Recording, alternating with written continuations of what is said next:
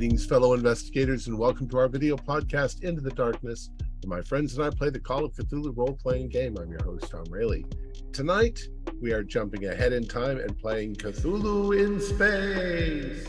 The scenario is Stowaway. It was written by Josh Harwood, and he is also our game master. This is a one-shot. So without any further delay, let's begin our journey into the darkness. Josh? Thanks, Tom, when my communication systems are working. So, we're in the far future. You're on the ship The Beagle, which is a research and cargo ship. You are heading to the Shantai system, which is in the deepest depths of space, far from Earth and the surrounding planets. The Shantai area is run by the Shantai organization. This company are more about the wealthy than the poor. They don't care. The easiest way to see it is just like most corporations.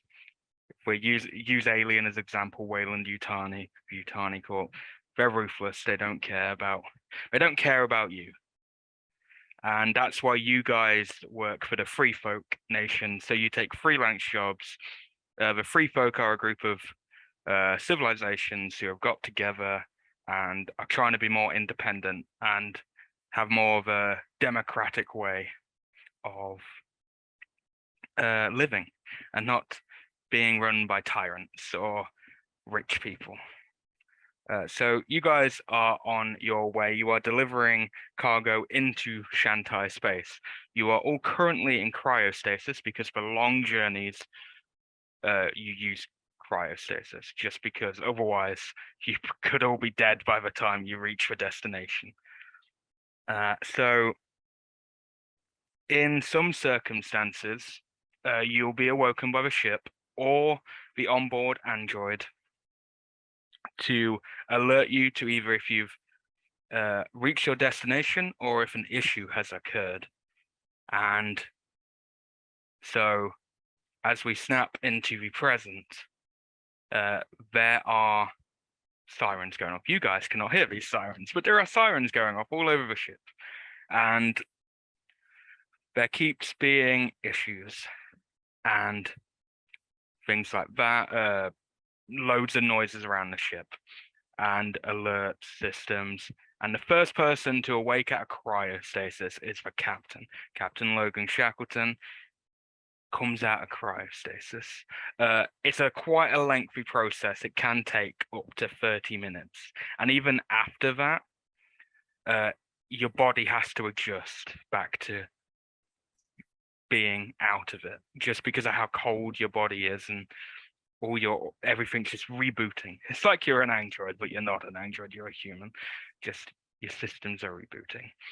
Following you are your hand-picked crew who wake up with you in an emergency situation, which as soon as you're getting out and hearing the alarm, it is an emergency alarm.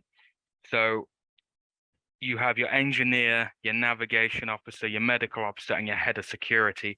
It's a good example just to maybe give a little brief introduction to your characters. Just, I know I've mentioned your name, Captain, but as you wake up, you might as well just say your names and that. All right. Yeah, so Captain Logan Shackleton is waking up, stretching, arms and joints are popping. But yeah, he's a career spacer, has spent his entire life working ships, working his way up through navigation and doing that kind of job on young, when he was a younger man on different ships, until finally he was serving aboard the Beagle, and an engineering accident left us without our captain, and so I was able to step up, fill that role, and have since then taken over and purchased the ship. So it's now mine with my crew. So, and I'll make sure that Carl, our android, gets everyone else in the emergency protocol awoken. Yeah, Carl is there. I'm glad you named him. I do have a name for him, but it's cool to name him. So, but yeah, Carl's there. He's very human-like, very human-like. But you could tell he's an android. He acts very human-like, but you can see there's joints there that aren't human. So he's more visibly an android. And he goes and he's starting all the protocols. He's going around, and we can say the navigation officer is the next to be awake. Alexander Beckett. Getting up in kind of a hazy feeling, bit of a headache. For somebody who's in space a lot, I never got used to cryo sleep. Always a pain in the ass. I prefer actually flying things and letting a computer do it. I think it's bullshit how much we let computers do these days. And it only seems to be more and more every year. Oh. But I'm just glad I have this job where sometimes it gets to be hands-on on occasion. That's better than what you can really ask for anywhere else. Are we there yet, Captain? And as you say that, we could say the head of security wakes up next.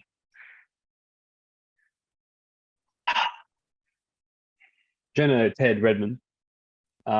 Security is a more recent career choice for Ted. After his divorce, he sort of looked into other ways that he could contribute to the wider world and found security, and boy, was it a good choice for him. His trigger discipline has de-escalated many a situation, but that doesn't mean he can't shoot if he doesn't need to.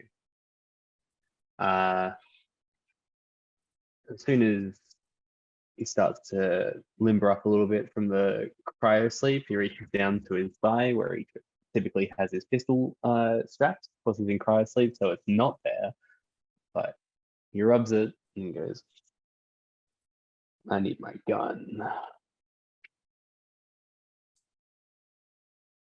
Next to awake would be the engineer.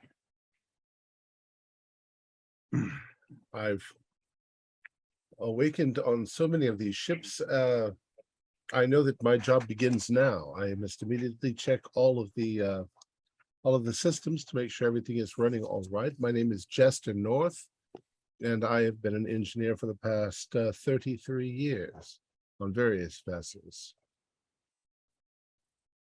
And I'll tell you right now that the ship doesn't fuck up, people fuck up. And that's what I mostly have to herd around, is making sure people don't fuck up. So, as that medical officer, final one to wake up out of fire. Dr. Anders Loy.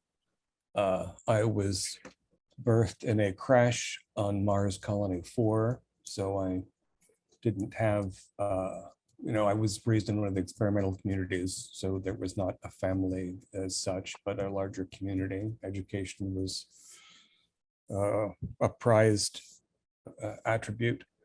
In addition to being proficient in medical training in modern care for human disease and injury, I've also studied xenobiology to some extent.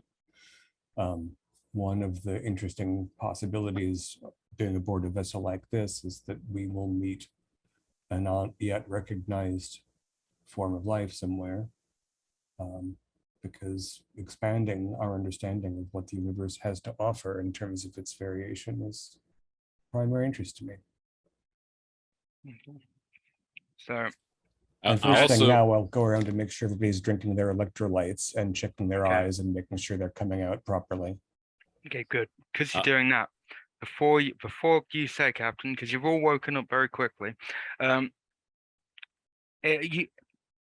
sleep reacts differently every time. When you wake up, but you all just feel more pain than usual. Feels a lot more painful than usual. Maybe it's the sudden wake up, because it's been a long time since you've been in an emergency wake up, but it has felt a lot more painful to your body. All right. Yeah. Oh, this is rough. I was also going to note that to kind of lean into some of the skills that I've got here. The accident that killed my previous captain of the Beagle when the engines had a catastrophic failure has left me with a pretty sizable old scar that runs almost on the upper half of my skull. I'm bald, clean shaven, except there's half that hair won't grow because it's just all, knotty scar tissue. And I've got one cybernetic eye that kind of helps me focus in on things. But yeah, so as we're, kind of popping joints and things like that, hey, Dr. Loy, you might want to, in addition to checking to make sure that the rest of the crew in cryo is okay, you got any way to kind of start checking us out? I don't know. There's something going on. I'm having a hard time kind of coming out of cryo, but I think it's clear that something's going on. I don't think we've reached our destination. Ted, if you can get that klaxon to turn off and check the scanner, see, did we fly into a firefight? Beckett, find out, where are we? Where did we come out from? And North, I appreciate the forward thinking to make sure that we're not suffering any kind of engineering catastrophe. That's what got us out of here and got us up. But let's level set and check all the boxes, find out what's going on. Very good, Captain. On it. Do we have computer voice activation and stuff? Yeah, everything's computer voice. And your computer system is called Eva as well. Eva, turn off that bloody klaxon. Right away, Mr. North. Anyone who's still feeling real banged up in 15 minutes, I'll see about supplements for us, but I think we should try to work out the kinks naturally if we can. Eva, where the hell are we? We are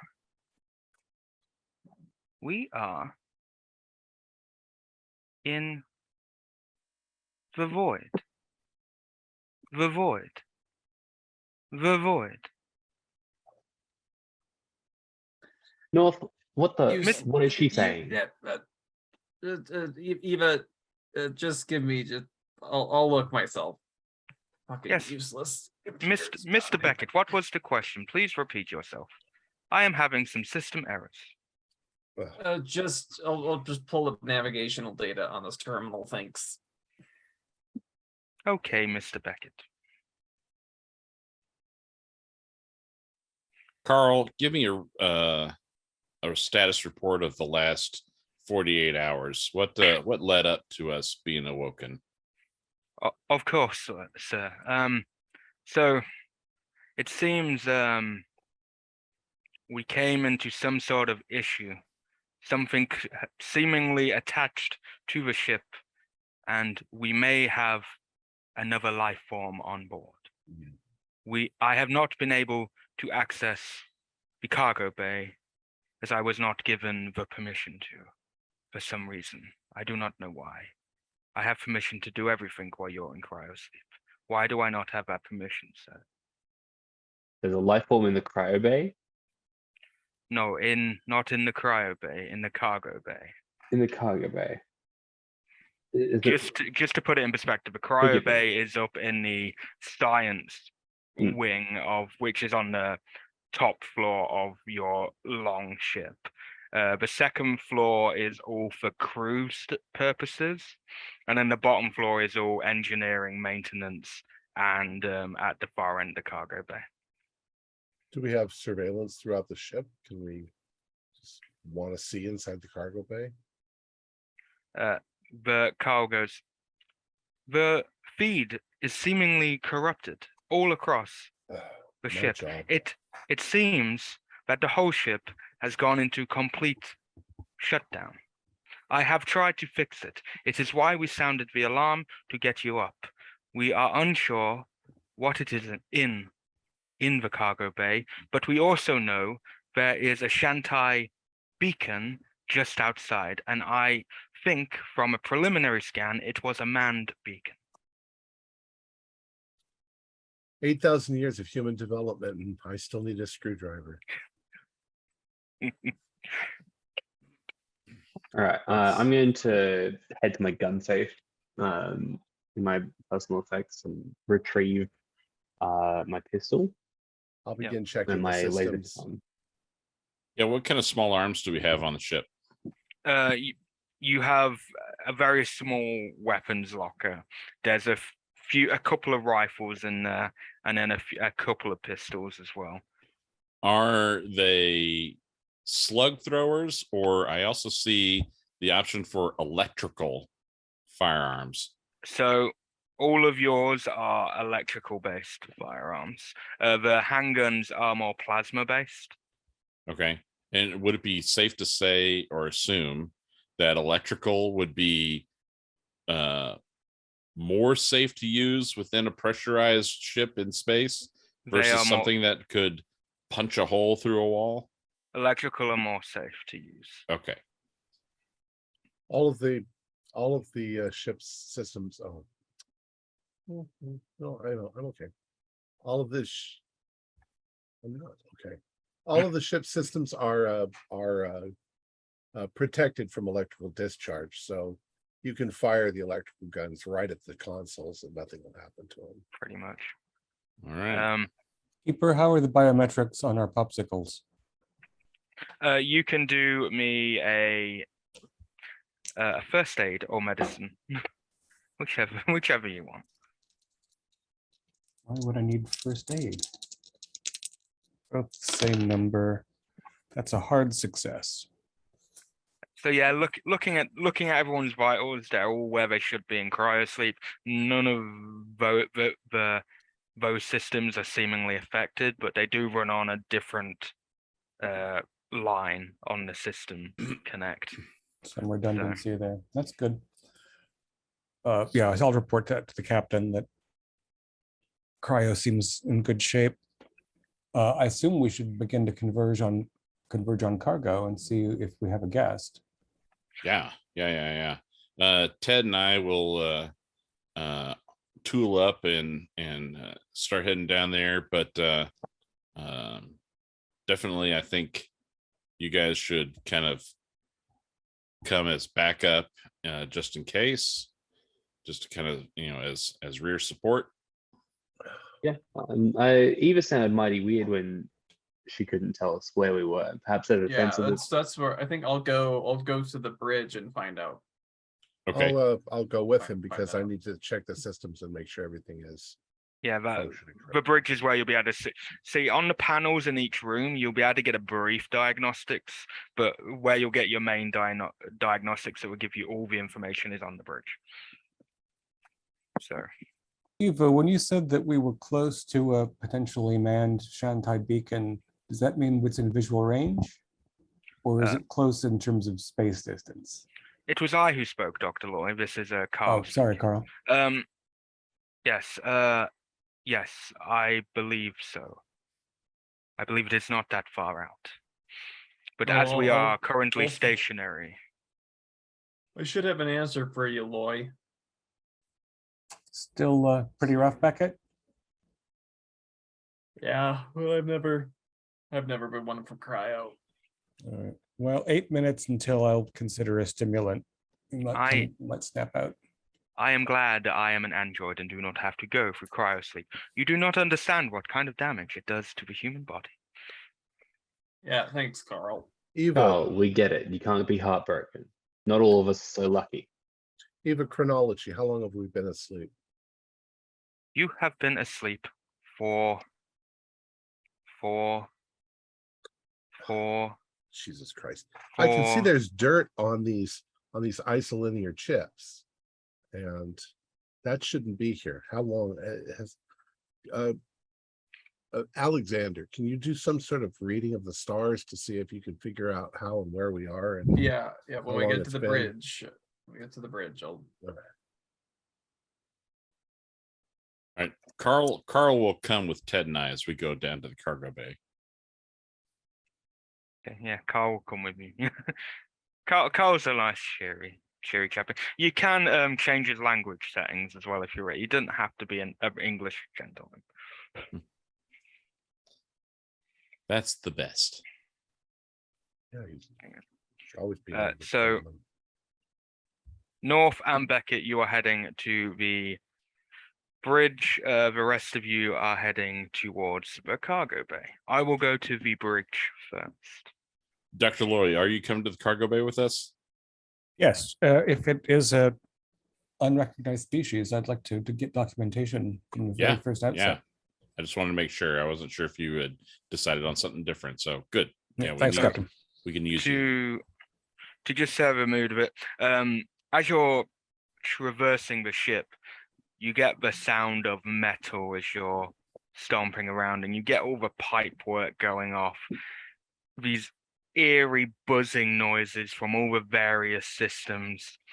The ship's not a new ship, it's an old mod, so it does have its few kinks.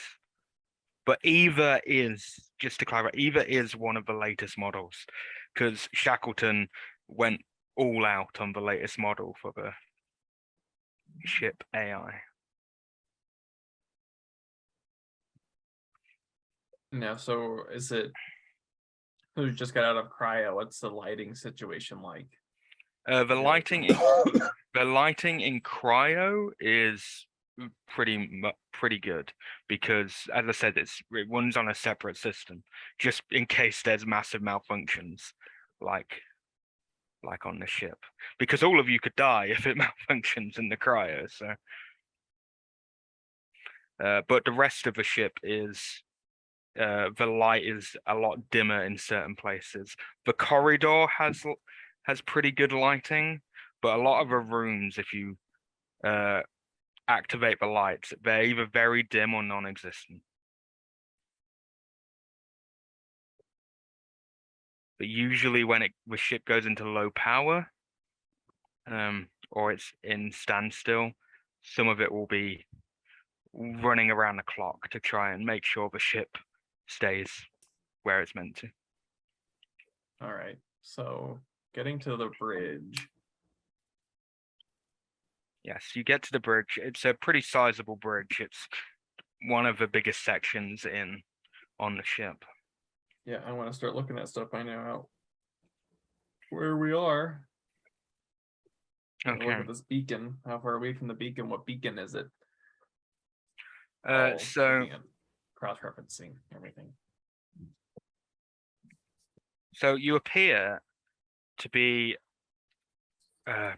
not even that far away from your destination, about in terms of your travel speed, about a light year, 2 light years, which isn't considering how far you've come. Considering your journey was what, 400 light years. How long was the trip supposed to take? The trip itself, normally on a normal ship, there should be half that time.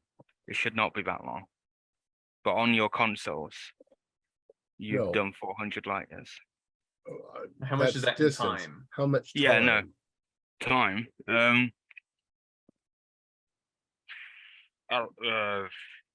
About 6 years with your ship. So we left and it would be 6 years before we got to our destination. Yes. Sorry, I get confused sometimes with space. and it's been about 6 years. It's been about 6 years, but with your ship, it should only take about 3. Just to clarify. Oh, so we've been in longer than.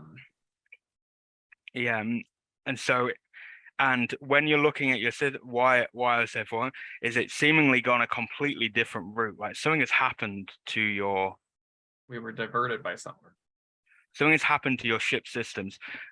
Your easy diagnostic on that is you might have hit a storm or some kind on your way that's just misdirected your systems. And we weren't alerted and brought up then, huh? No.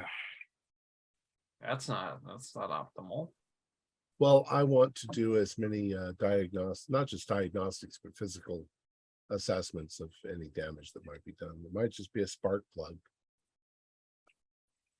Okay. So looking at the damage from your perspective, can you do me a system operations, Mr. North? System operations. It's on the far right. Is it? Yeah, it's under survival. It's labeled as Oh, sysops. I see it. I see it. 23 out of 55. I only have 55 system operations on the ship that I'm the engineer. Yes. Yeah, so it's a regular pass. Okay. So you do all of that, and as you go into the ship data, you see so many issues, like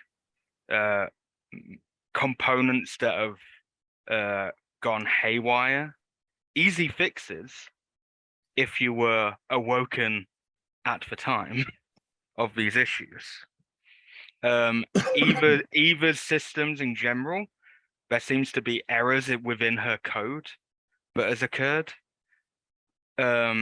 Lots of the doors have seemingly got electrical wiring issues, and just loads of tiny malfunctions in a lot of the operation of the ship.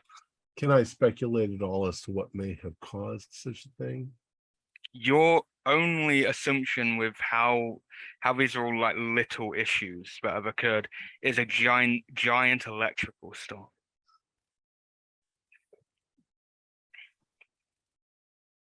I'll go over to Alexander and say, have we passed through any unusual regions of space on this?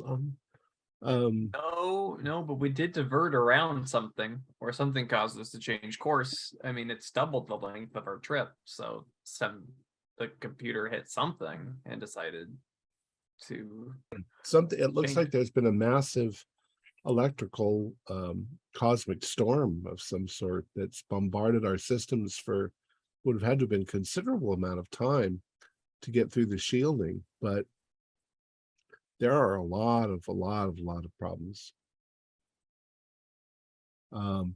So what I'll do is I will take my very long list of problems and I will prioritize which systems are the most in need of fixing, the most vital to our travel, and start working on them. And then what's the beacon that we're next to? So looking at the beacon, it is a Shantai relay beacon.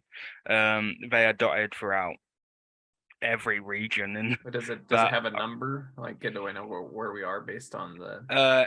Its number is E1.0569ED, which puts you not that far from where you need to be, because it's seemingly one of the outer rim. And then how far away are we from it? How far away are you? Not it's basic. If your ship is like here, it's like right there. It's nearly at docking. So we are damn Yeah, close. Okay, you are close. I will open up like communications, like our radios, and signal Beagle to relay station, over.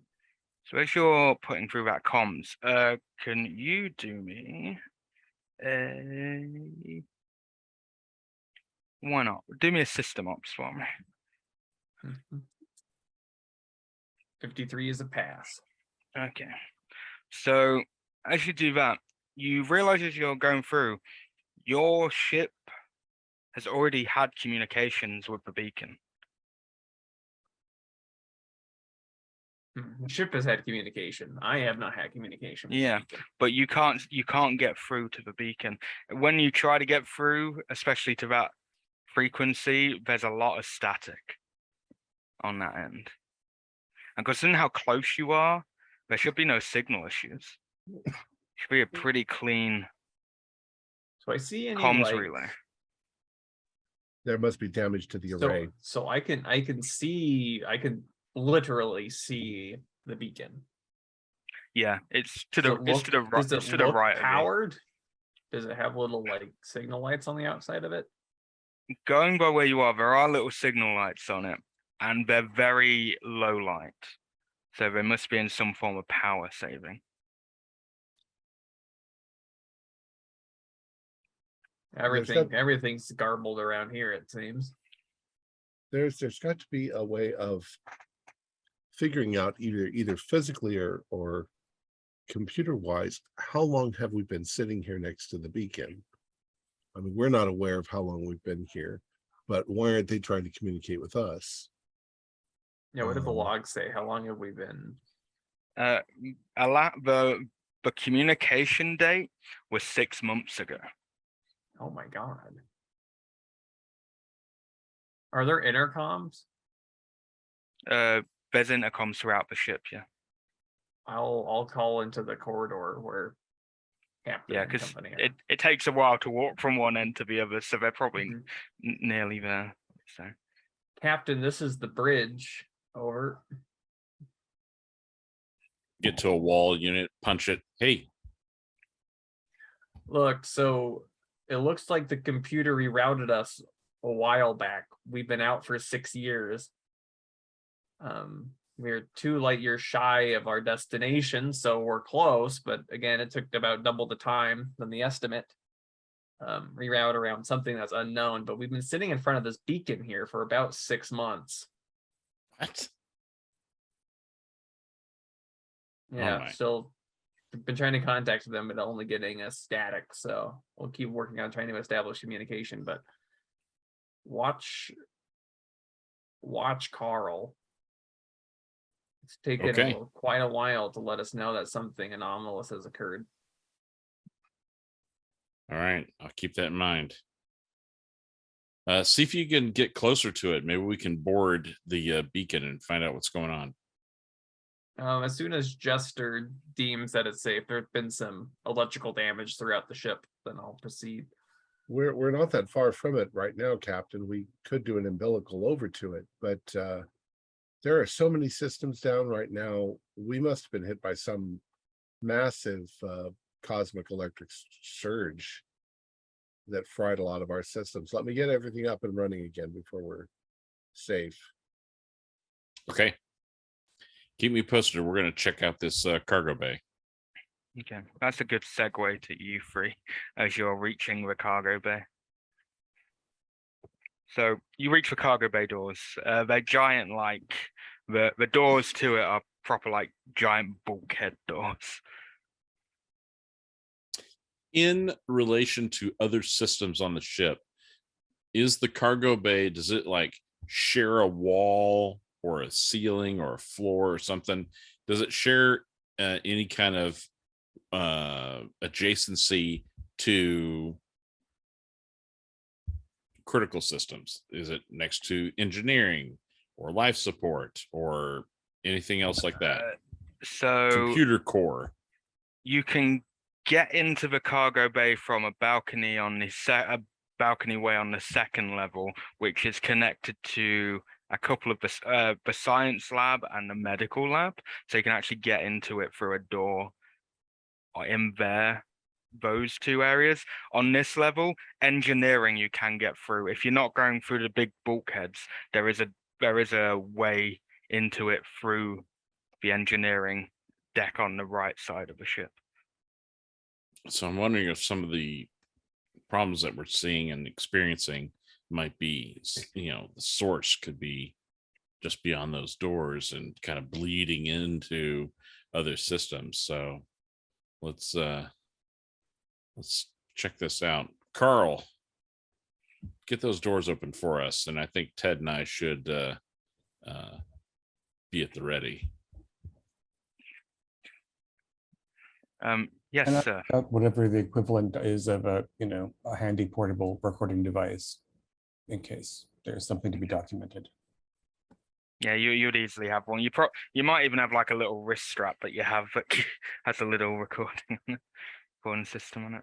But yeah. So Carl gets on the systems, and every so often Carl has a little twitch. Just every so often, just a tiny twitch.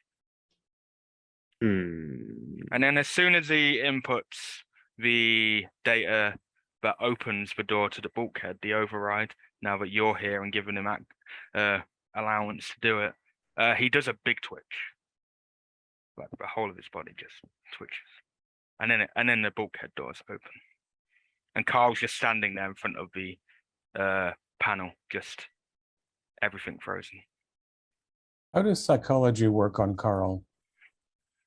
You can similar, I guess, because it all comes down to body language. Oh hell, apparently I've been studying him because I rolled a 4 for my 50 psychology. So Maybe you that have a does explain it. distrust for androids that you've been studying in hard. Could be. So Carl, there's definitely something wrong with Carl. You assume his twitches are probably due to some inner system error, but androids like humans have their own organ system and their own way of producing stuff. But he does have a back panel that has some mandatory systems that you can look at and get a diagnostic. Sure.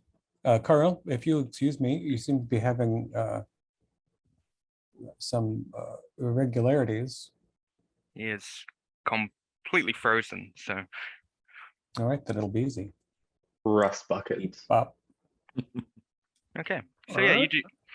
So yeah, you do that, and inside Carl, inside the back panel, you see a lot of like synthetic flesh type.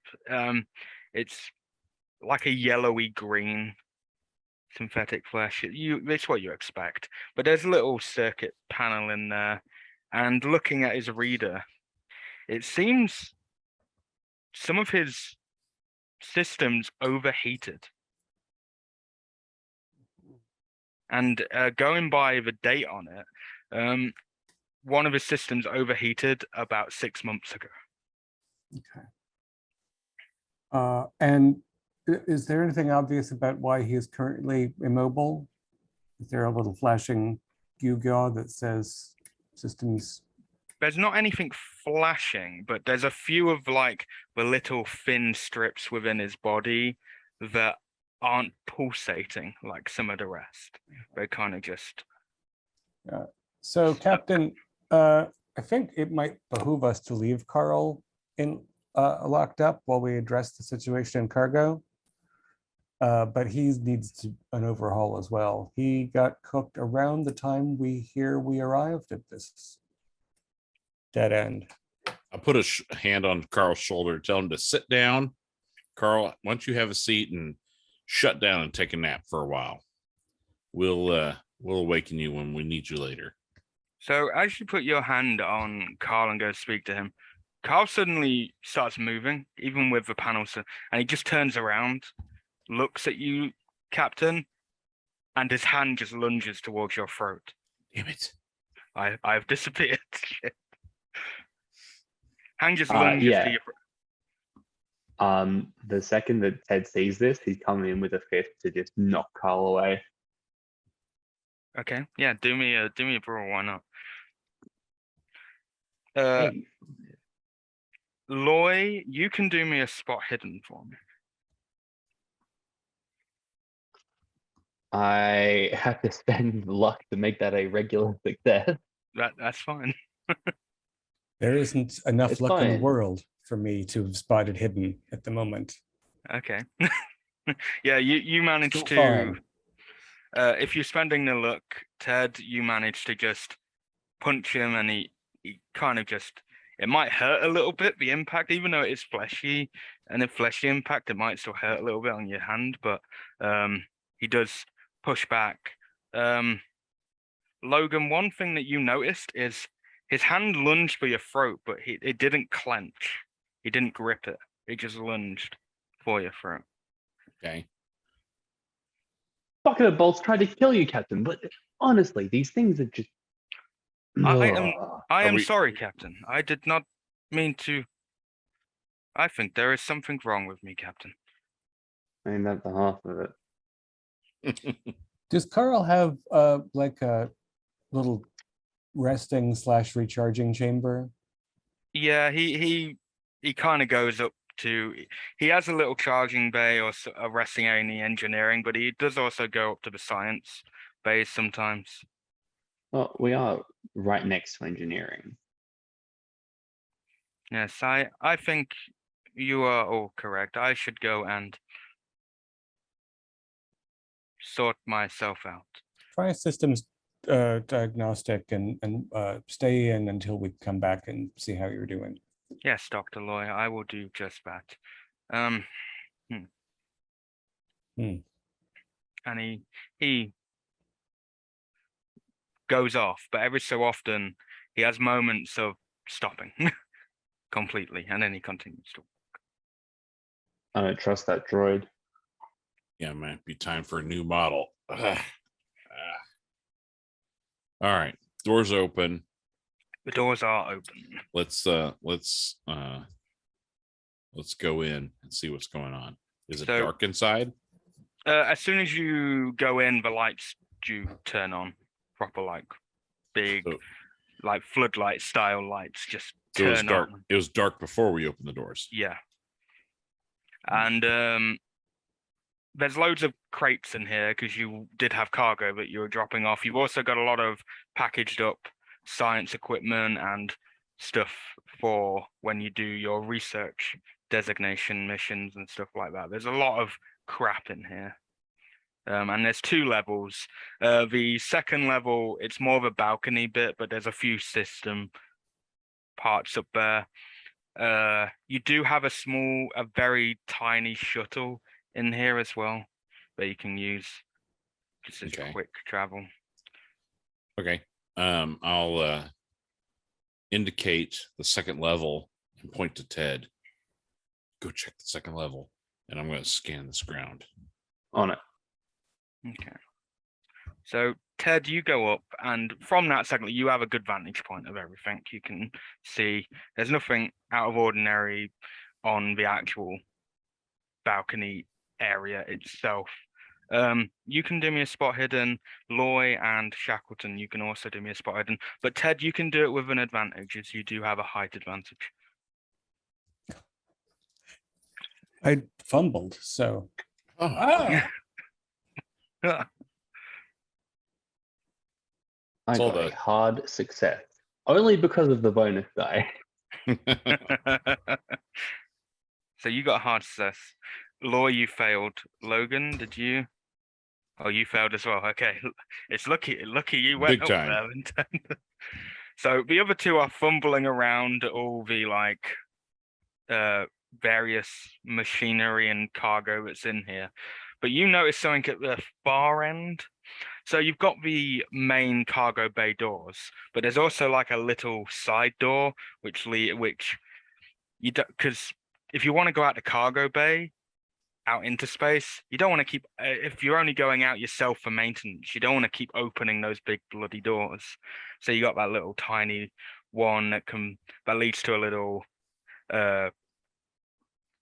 cylinder bit that you go into, then it shuts, and then the other door The opens. airlock. an airlock. Yeah.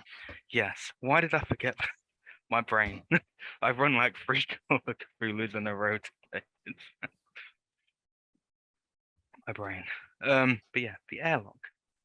So you see by that airlock, there's a human, a body. What is it? This is on the ground floor, yes? It's on the ground, yeah. All right. I'm going to call out airlock. and then immediately come down from my vantage point and sprint towards it, gun trained. Okay. Yeah, it makes sense for security to go first. So Loy and I will wait for that, and as soon as he takes lead, we'll start coming up behind.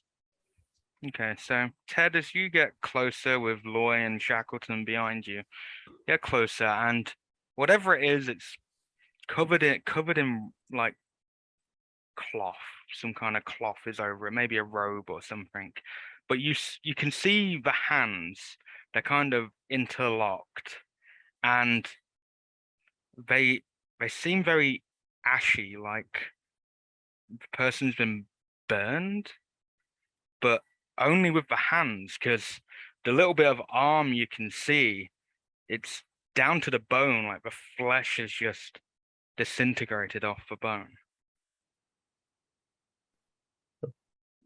There's no sign of a No. spacesuit here. Not here. Not next to this passenger. I would like to lightly kick the body, Okay. like a little foot tap to try and stir some movement from it. As you lightly kick it, it starts to, the body jutters for some reason. It jutters and then it falls down. And you notice that the hands, the burnt hands, that starts to disintegrate off the bone. It just starts to fall off the bone and just create little dust pile. And when he has fallen over, you notice there's lots of like ash and skin and bone dust just around the body. Lloyd, have you ever seen something like this? Like, I'm gonna watch him with my gun, but if you want to give him a look over, I don't understand what the fuck is going on here. Why the fuck do we have a corpse? Jesus Christ. That is most unusual. Again, the garment is a blanket, a robe, a sheet. Now you're close up, Loy. It's a robe of some kind, but it looks, when you look closer, it's one of your robes, one of the robes that you guys have, but some of you use as like loungewear because it's got your little insignia for your ship designation. Normal ship garb. Nobody was missing from the cryo chambers. No one was missing, and underneath the garb, it doesn't seem like there's anything else. It just seems like that's all that was covering this person. And the burns are consistent with actual fire or with radiation, or more radiation, especially when you maybe saw long term. When you saw the hands, but it's the disintegration, the quick, especially when Ted tapped him, the quick disintegration was peculiar. Yeah. All right.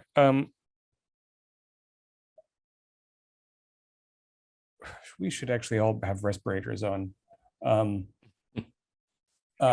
And I'm at any rate going to get, there's got to be some sort of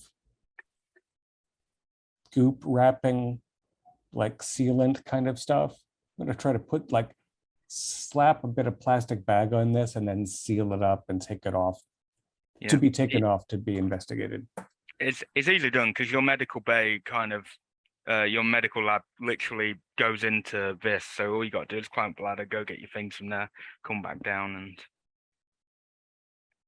try not to shake it up too much. It'll be easier to figure out what I can about age, gender, or whatever, the more intact the skeleton is. Yeah, that's Stowaway. Is it possible, Captain, that there was somebody on board the ship while we were in cryostasis that we didn't know about? Which would be a hell of a way to die, just getting old alone on a ship, maybe playing tic-tac-toe with Carl. I want to go forward and look through the porthole into the airlock and see if there's anything in there, or if the outer door is open or anything like that. So as you look out into the airlock, there is a suit. There is a 0G suit in there, like out there. So One of ours? no, not one of yours. Not one of ours. Not one of yours. Okay. I want to get to a wall comm and see if I can reach Beckett. Yeah, for some reason while you're here, there's a little bit of static from here to the bridge, unlike when you're in the corridor, but you can hear each other well enough. Okay. Yeah, Beckett. We have had a intruder, and it looks like he came through the airlock in the cargo bay. He probably came from that beacon. Yeah, do you think so? I mean, it doesn't make much sense that he could have come from anywhere else. We're pretty damn far out. We're way off the shipping lanes. Let me do some investigation up around, see if there's signs of anybody poking around. Okay, we're gonna check it and see if there's anything going on down here. Yeah, we've been stationary here for a long time, so yeah, I'll go look around. And that bitter north, I think that we should do checks for radiation. Checks for radiation. Sounds good. I'm trying at the moment to restore our communications array, so that we can contact somebody. I fear that the only people we have to contact are the people right across the way. But yeah, but if they're not, there's just how many people are on that beacon? Usually 4. If there's a Yeah. manned beacon, there's usually 4. It's not like a tiny. It's not tiny. They're not tiny, but if you're there for long periods of time, it wouldn't be comfortable. You're not going to get your creature comforts. they're the far future version of like lighthouse keepers. Pretty much. Right, but I'm just seeing if, I mean, I don't want that to be our only point of access to. Can I contact the Shantai? Surely there's communications. If you can get your long range communications up, if the beacon was working or is working or whatever, you'd have like a clean cut communication, because that's what they're there for, really. Right. Other than that, I'm just trying to restore all the systems that I can. Okay, I will get you to roll for that in a second. For some of the ones that you can do from the console, there are some that you'd have to go and do manually. Now, Morgan, what are you doing right now, Mr. Beckett? Well, I heard the word radiation, and given that all the computers are on the fritz, there could be lots of radiation. We're just not being told. So I will go put on a suit, like a big bulky protective suit for now, out of paranoia. And then I'm gonna go look around the crew areas. There's places where there's stuff, the science area, the crew areas, to see if anybody else besides our dead friend in the cargo bay has been snooping around. Yeah. Okay. Your radiation suit, they're not as like big and bulky as you're used to. They're a lot more compact. They're a bit more comfortable there, and they're very practical. Science has come a long way in terms of radiation suits. Yeah, as Beckett's sitting up, it strikes me that we don't know if there are other contaminants in addition to radiation. So everyone should, suit up light, respirator and radiation suit. Well, can't be the ready. computer tell us if there's, I mean, surely there's vitals being monitored. The computer can't even tell us where we are or how long we've been asleep. So to answer that question, while you're jiggering with things north, you can like get in and while you're doing it from the bridge before you go do your manual stuff, you do see it does tell you that oxygen levels are normal on the ship. Mm-hmm. Every so often there's a few fluctuations, but that happens sometimes. That's sort of Maybe normal. a separate system. So, And then radiation is a different story. Only in the cargo bay, though. okay, so there's no cargo bay is contaminated with something, but the rest of the ship is fairly safe. Yeah, the radiator going, because you can see like past updates on it. So the radiation in the cargo, it's slightly dispersed now. There's still some in there, but about like 6 months ago, the radiation levels in there was high, and I mean Something happened high. in there. What was in there? Do we have a manifest? Yeah, what was in our cargo bay? All that's listed on your manifest is just basic medical equipment, medical supplies, science supplies. Nothing that would going by the manifest that you were given, nothing that would cause that amount of radiation. Right. Are there? We have an unaccounted for human being, though, and a suit that came from without. And it's if somebody wasn't listening earlier, Carl got zapped about 6 months ago too. Yeah, there was not clear definitely by some sort of almost discharge.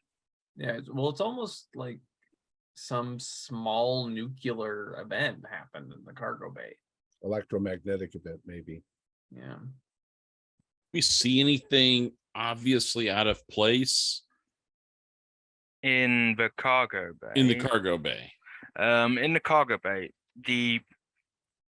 there's slight shift in some of the cargo, but that might be from if your ship had a sudden stop, even though they're down and a lot of things, but you're still gonna have a little shift. The only thing that is slightly moved is your shuttle. It's usually a bit more central, but it's moved slightly to the left. So you say that there was somebody stowing away in our cargo bay and they didn't survive. They've been kind of fried by something. Yeah, we have an unidentified human remains. They were on the ship long enough to put on one of our robes, as if they washed up. They wouldn't have had enough food to survive anyway, so they were there. 2 days were numbered. Yeah, Keeper, are there extra cryo beds in case we had to have passengers? There's usually about 2, maybe 4. But we can just say for this state that there's 2 just because of how small your ship crew is. Well, I don't know. We have 30 people on the ship. I mean, there is food stuff for small amounts of time, but a lot of food for 30 people. Yeah, but not while we're traveling. So the 30 people they don't have to pack that much food just for when we wake up. 2 possibilities. One is we need to figure out if we can identify these remains, if it's one of our own crew, because it's just as likely that a stowaway could have murdered somebody, taken them out of their cryo chamber, put them in there, and then taken over their cryo chamber so that they would be on board the ship. Is there any evidence that you guys found that somebody was living on the ship while we were asleep? That is what Beckett is currently. I'm currently going to check. Okay. So the corpse, it was only the flesh that turned to ash. The clothing was normal. Yeah, because the clothing, because Loy said it as well, and then I said that it had your insignia on it, like your ship's like insignia. So it's been put on. So whatever's. The clothing is synthetic, so it wouldn't deteriorate. No. Okay. So does Loy need assistance in getting the bagged corpse to the med bay? No, Captain, I think I'll be able to move this without any difficulty. Again, you should check out the suit, but you should suit up first. We don't know what residuals there are. Yeah, so I think Ted and I should suit up, and then I'll look at the suit that's in the airlock. Ted, that shuttle's not parked where it should be. Can you check that out and see if there's something going on in there? On it. I assume that there's radiation suits nearby and respirators we can grab. Yeah. All right. Captain, So we'll do that first. That the doctor check the DNA of the corpse and see if it belongs to any one of the other scientists. And I will walk along. Are the other cryo tubes, the 30 or so cryo tubes? Yeah. Can you see into them? Is it like? Oh yeah, you can see into you them. can see the Yeah. person there. Sometimes you might have to like just rub against them a little bit just to. All right, and they're probably on a system. I could go along and see if they're alive or dead. Yeah, or, because you can see their eyes or whatever. You can use a biometric scanner and stuff like that. all right. so. I'll do that part. I'll walk along there and see if any of them are not who they claim to be. Yeah, just before you've gone and done that, can you just do me a engineering roll or a mechanical repair, any of your repairing rolls, just for what you were doing up there in the bridge, just Okay. so I can get a good sense of what you've restored. I got a 15 out of 75, so that's where is it? Doesn't matter which Um, one. It doesn't matter which one That you is an use. extreme. That is an extreme. I think it's extreme in all cases. I think engineering, mechanical repair, electronical repair. Yeah. So you got a lot of the standard systems, not perfect because you're going to have to go outside. There's of the ship. components. There's components that need to be replaced. Yeah, you'll have to do some down in the engineering bay, but you'll also have to actually go outside and do a walk outside to get some of the Onto the systems. communications array. You have to fix Yeah. the Harmon flabber. Yeah, and there's some bits to like the hull and that you might need to do a bit of engine repair, just so that you can make sure that when you do get the ship moving, it's not just going to stop again. Hey, Cap, do we get extra pay for this? We'll check the contracts later, but let's get ship shape first. Aye, Captain. So, Mr. North, you can do me a spot hidden. Mr. Beckett, you can also do me a spot hidden as you're doing your little investigations, your biometric investigations and your crew quarter investigations. 48 is irregular. Okay. Mr. North, what did you get during your biometric scanning in the cryo bay? Mr. North? 34. Where is that a roll? What's again? Spot hidden. Oh, spot hidden. Yeah, 34 out of 65. So I could spend 2 points and make it a hard. No, there's no point. All right. So I'll stick with you as we're just with you, and then I'll go to Beckett, and then we can go to Loy in the medical bay. So as you're going along doing the biometrics, everyone is clear in the scientist section of it. So all like your researchers, they're all clear. The other two security officers are clear, and and your engineers are clear. When you get to some of the other bridge crew members, so some of the other people who help on the operations, they're all clear, but one of them's life signs are a little odd. They seemingly have. You start to notice now, but there seems to be like a little spot on their cheek, maybe like a little boil.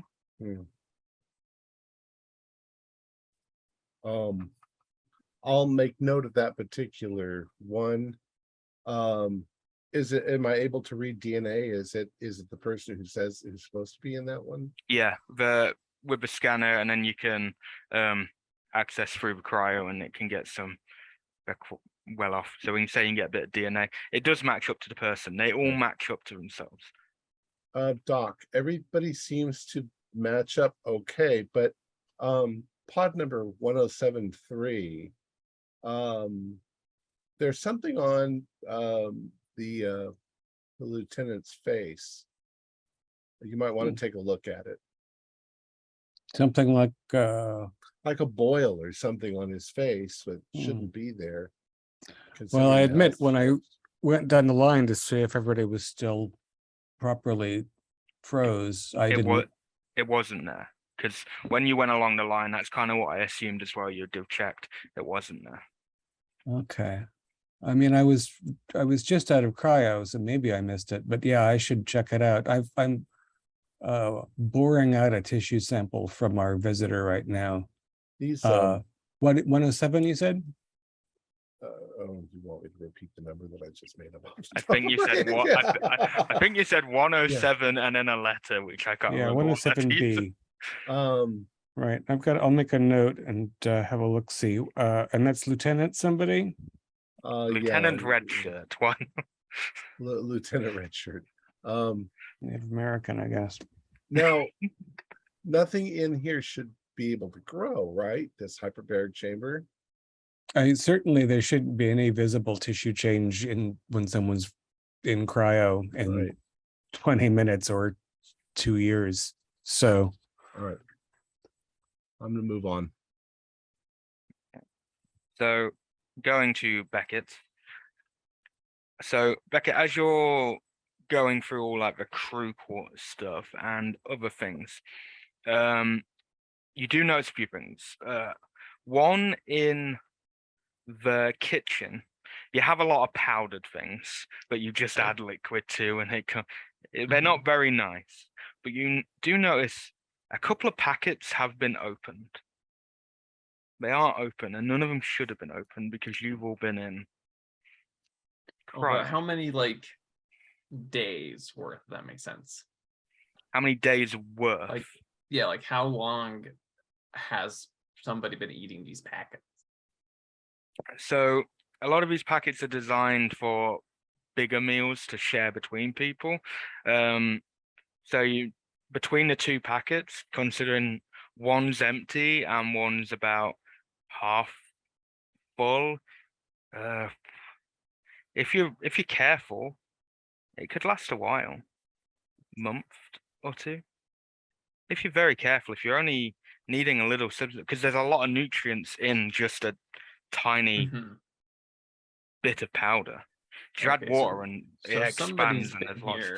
Somebody's been here for over a month, or they eat a lot. I don't know, but they could have been here for a while. Is there any other signs of people around? So okay, I'll get to that as well. But you also notice, if you check like the food logs as well, there does seem to be a few more packets missing as well. There's those two that are open that you can see, but a couple more aren't there. If you're looking at the logs of how much should be there. Okay, so checking the logs. How long has somebody been here? So checking through the logs from food and other things in here, you would roughly say 6 months worth of stuff. Someone's been here since whatever happened 6 months ago. Oh, Presumably. So somebody started eating stuff 6 months ago. Someone started eating stuff 6 months ago. I'm gonna punch the system, like for intercoms. Okay. And just be like, hey everybody, I've just checked the crew quarters.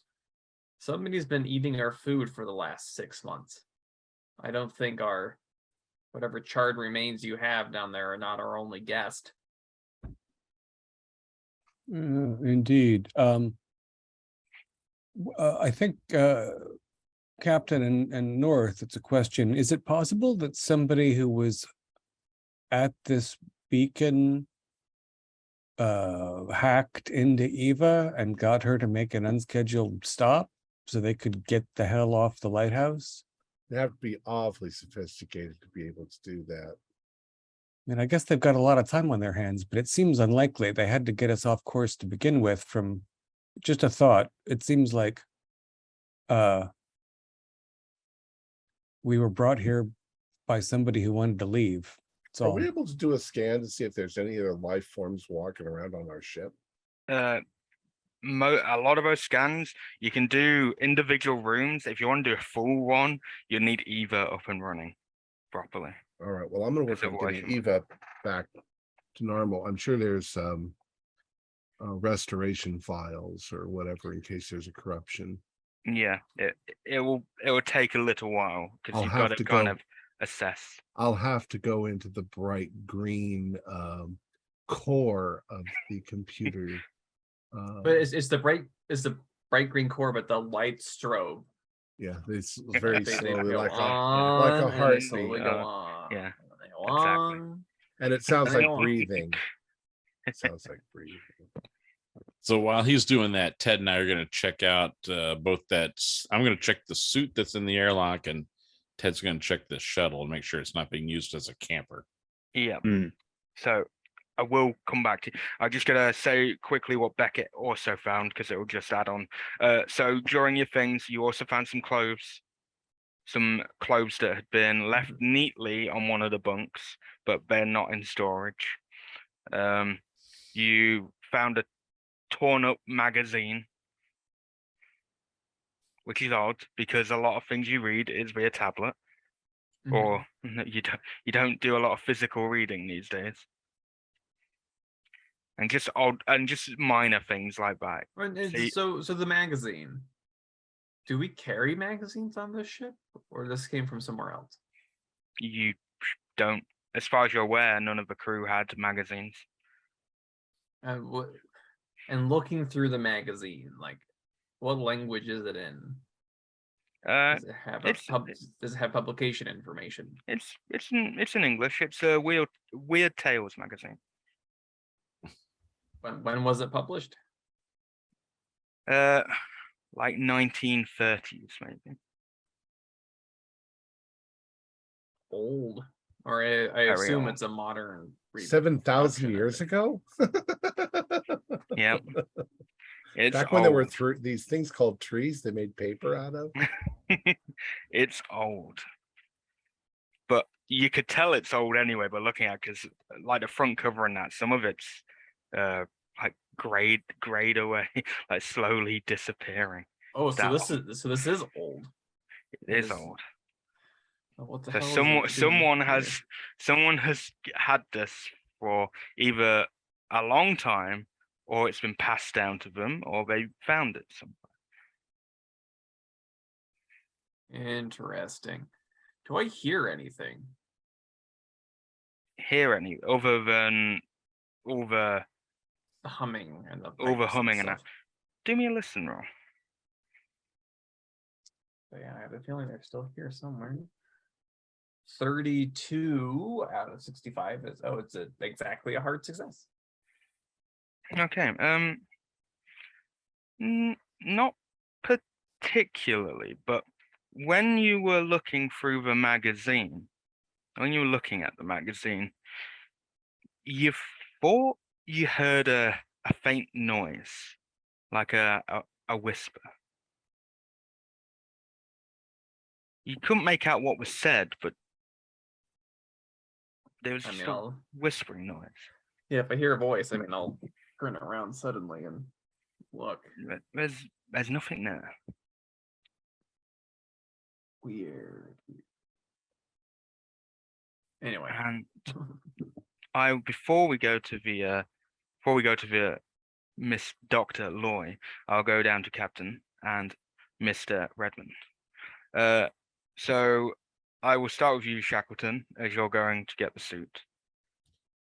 Yeah. So we go over to the locker and don radiation suits and a respirator on the doctor's advice, and prep to go back into the cargo bay and check out, like I said, split up and cover more ground.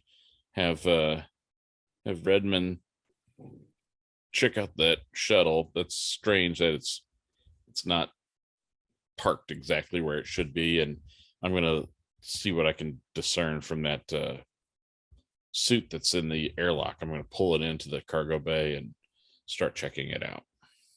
Okay, so Shackleton, you go into the airlock. When you go into the airlock, you notice there's a weird on the side, on the left side. You couldn't really see it through the thing. There's like this green goop that's just on the left side. Just a small little spot. It's just on the left side. I'll have to tell Dr. Loy about this so you can come back and collect a sample. That's very strange.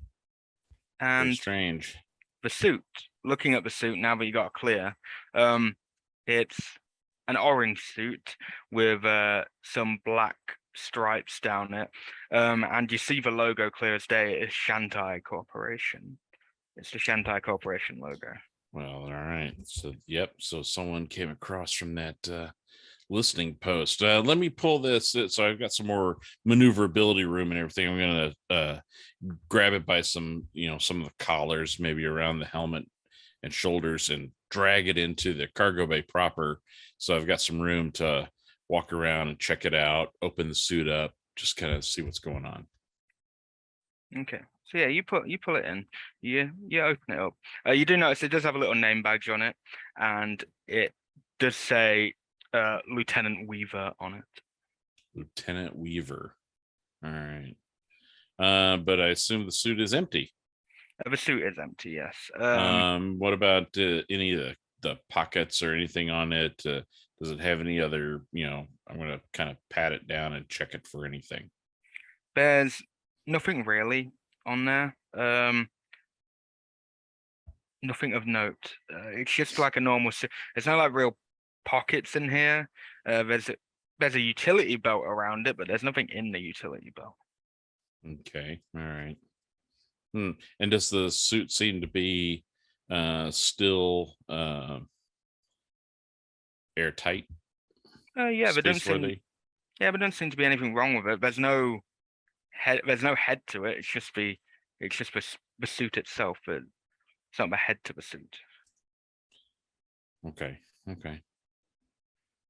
All right. Yeah, I'm gonna, I think once I feel like it's fully secured, do we have like a suit locker near the airlock, for doing EVAs? Yeah, there's suits near enough in every airlock and stuff like that. Okay. You just never know which one you're going to. Okay, so I will I'll just hang, I'll lift it up and put it on a hanger so it can be stored with all of our other standard suits. Okay. So to Redmond, you are there, and as you're like directly there, you can do me a spot hidden for me. Just Right, very good. 91. That's not a success. Nope.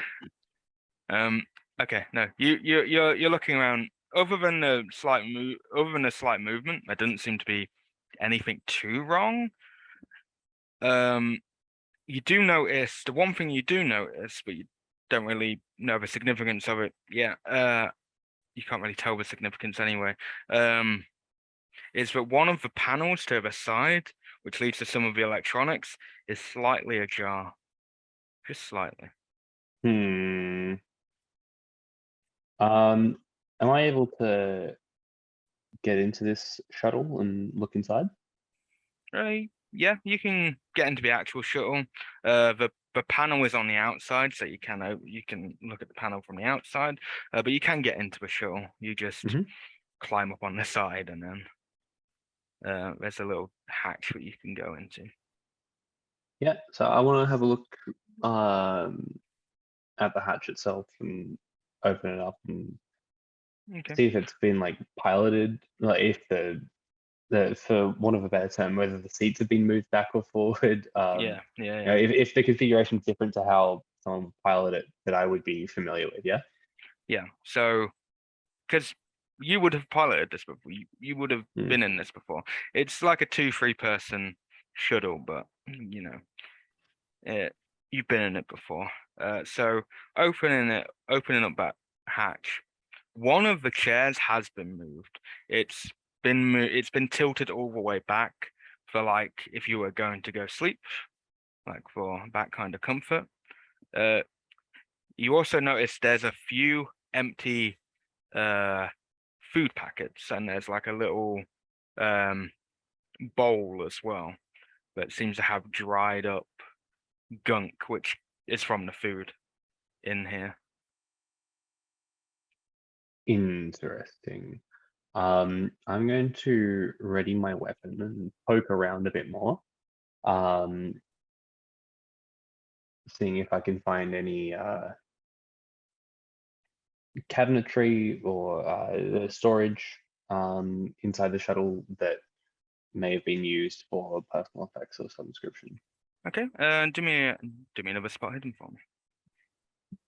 Love me some spot hidden. 34, What's that this? is a regular success. System ops is very useful in this one as well. But yeah, so looking around, there's obviously some open like cabinets and that maybe someone's put something there, but you do notice when you actually look at the like navigation equipment, some stuff has been like torn out. Some of the wiring's been torn out, but not like ripped out, very carefully removed. Like someone knew what they were doing, was removing little components. Salvo job. Interesting. All right, I'm gonna hop out and look at the panel on the outside as well, see if that's been similarly dismantled. Okay. So yeah, you have a look, and because you passed your spot hidden there, won't make you do it out here. So you open that panel, and yeah, some like of the core components have been taken out, like some of the plugs, some of the wiring attached to some of those plugs, even one of like the core discs and that's in there removed. So you wouldn't even be able to use this shuttle because of the Interesting. unless you had spare components lying around. All right, I'm going to radio into the intercom and inform everyone else that the shuttle is not operational and it's been picked clean by a person who knew what they were looking for. It was also a place where someone had been eating and sleeping. I think potentially making the shuttle operational again is a good safeguard in the event of potential catastrophic failure of our mission. I'll put it on my list. That seems very odd. Why would anyone, even a stowaway, want to take apart cheap components on the shuttle? I mean, there's nothing they could do with them except not let the shuttle run. North, you can do an intelligence roll if you are thinking about it. 48. I assume I'm that intelligent at least. Yeah, Yes. I'm pretty sure you have pretty high intelligence. Where's my sheet? Oh, there it is. Yeah, I got a 70. So it's just a regular though. Okay, so yeah, thinking about it, there's multiple uses for some of those components when you actually think about it. They can be used in making makeshift items, such as weapons, bombs. They can also be used in repairing other similar shuttles or Yeah, but who needs minor components. Why would you need to repair another shuttle when you've got a fully working shuttle? What on earth would you need bombs and weapons for in space? There's nobody for 100 million miles in any direction. Well, I have a feeling whatever is going on, I think there may be some answers across the way on that beacon. Yeah. Maybe the person was just nuts. They would have gone nuts. Yeah, that is a here. possibility. Why doesn't Charlie, what is it, Carl? Why doesn't Carl know about this person? I on think board? Carl was damaged in whatever event 6 months ago. Do we have like the equivalent of a CCT camera recording of nothing going on the ship for 6 years?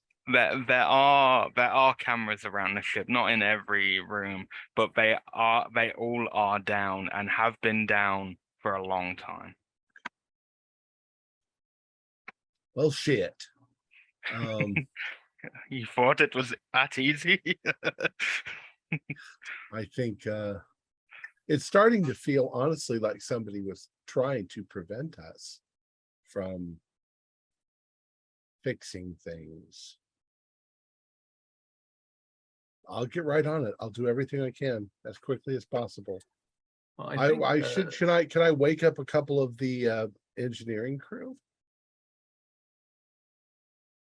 It's completely up to you and the captain, really. Captain, can I wake up at least 3 of the engineering crew to assist? How about let's try one. We want to minimize crew exposure.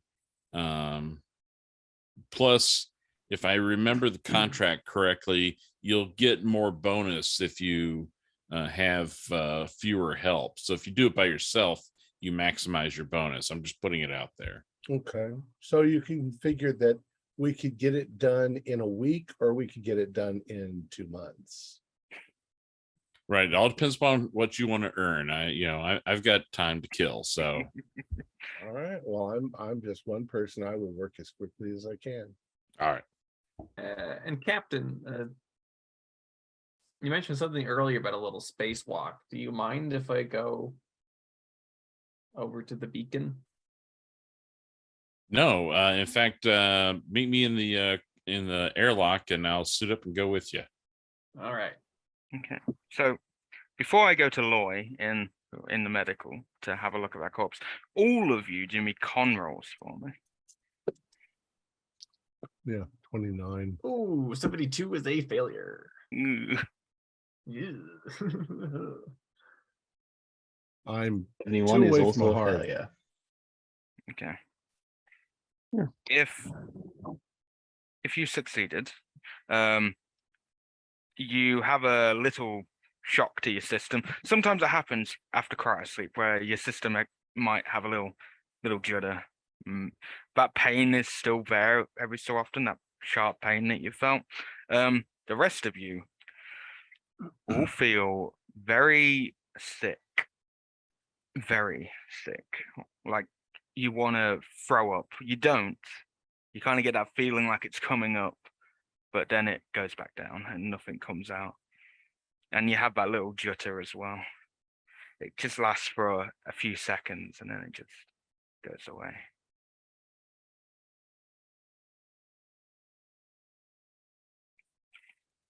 And I will go to Loy as you're about to do your analysis of this corpse.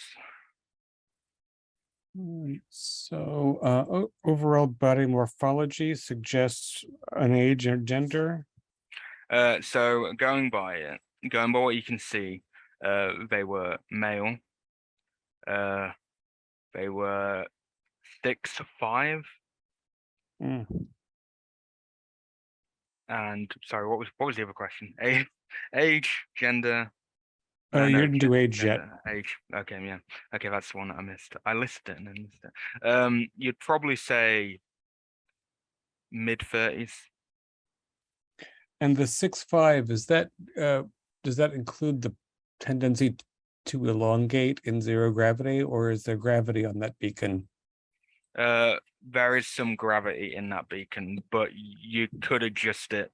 That 6'5" might have been you adjusting it to the and given the density of the bone, is that a 6'5" that's a basketball player from the 20s, or or a weightlifter from the 2020s? A basketball player. So it was always a long, thin person. We don't have access to any Shantai records about personnel on this beacon. You might have some records on the system if you had a name. The easiest way is if you had a name for the person. You might then be able to cross-reference. Captain, you said Weaver was on the Yes. suit? Weaver, Lieutenant Weaver. Does that make sense for somebody who might have been on the beacon? Yeah. Well, it's not one of our crew. Right. So Well, or not a crew suit. So if Weaver was at this beacon, then we should have the names of the other 3 crew members that were stationed there, at least when we last, interacted with the Shantai records. yes. So because of the systems that North got up, you do have access to all most of the records, not all, most.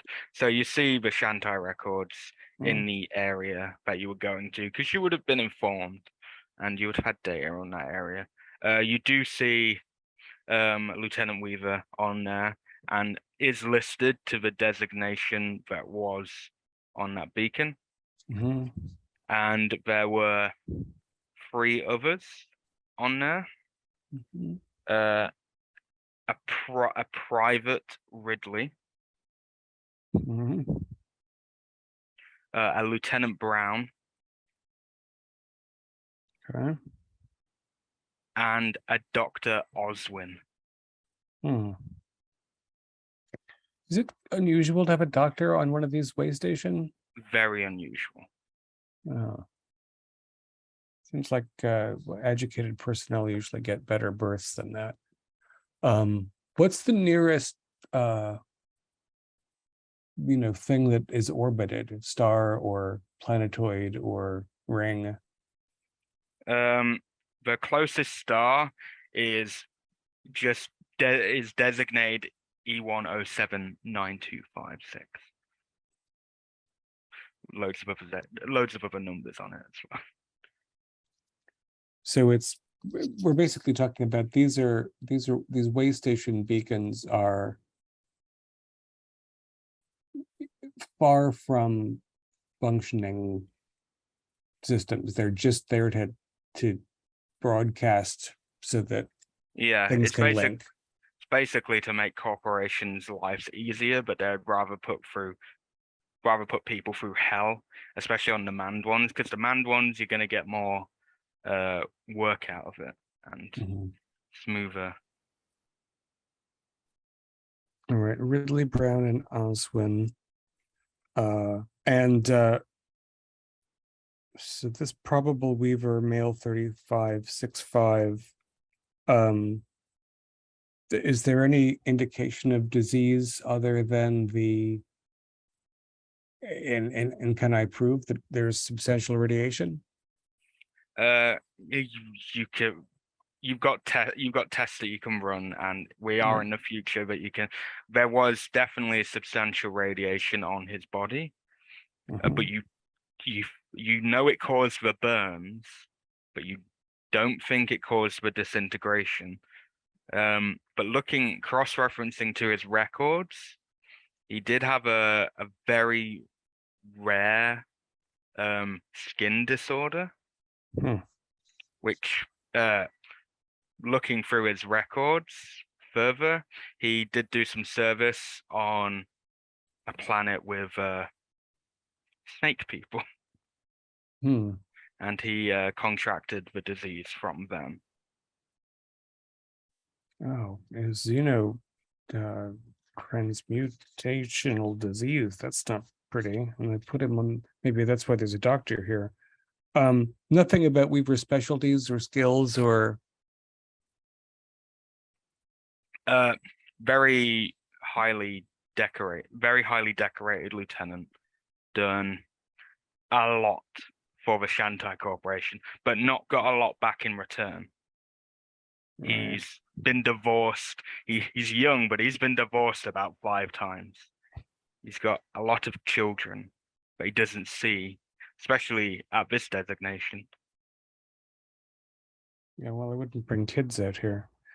And there's no other indication of injury. There's not there aren't any cracks in the bones or There's a few minor like fractures in some of the bones that you see. healed or more recent. More recent. So from your medical expertise, some of them might be caused by bashing against something, falling from a small distance, or maybe Yeah. even a fight. Scrambling on board disabled vessel in a panic while the occupants are asleep. All right, I'm gonna log all that so that anybody can see it. Yeah. And As you were doing a thorough search, you can do me a medicine roll as well, because that was like more of your basic what you can see and all that. with my 80 minutes on, I made it by only 2 points, so still waking up. Okay, so even though like from his arm there's a lot of disintegration, there's still some like fleshy tissue within like his rib cage and places like that. And you see, like, when you look closer, and you might even get like a magnification tool out to have a look, like your cool glasses. You have a look down, and you see like what look like maggots, tiny space maggots. They don't look like normal maggots. Got like a green tint to them. Gonna have to get tiny forceps out and pinch one of those 2 things and put it into dry ice. So yeah, you get them, you get your forceps out, you put them in your dry ice, and they are wriggling. Now that you see them clearer, they are definitely alive. Does the dry ice cool them out at all? Slow them down? In the dry, how they react to it is they start to cool down, slow down, and then they almost have like a little fit within the dry ice. And they just start, and then you even see one start to expand slightly, gets a bit fatter. Okay. We're gonna then I'll try alcohol. I'll pick them out and drop them in 99% ethyl alcohol. Okay. So you pick them out, you drop them down, and there's no reaction. They just hang out wriggling in it. They just hang out, slight wriggle, but it's a lot slower. Slower. Well, there was something that excited it. All right. Note.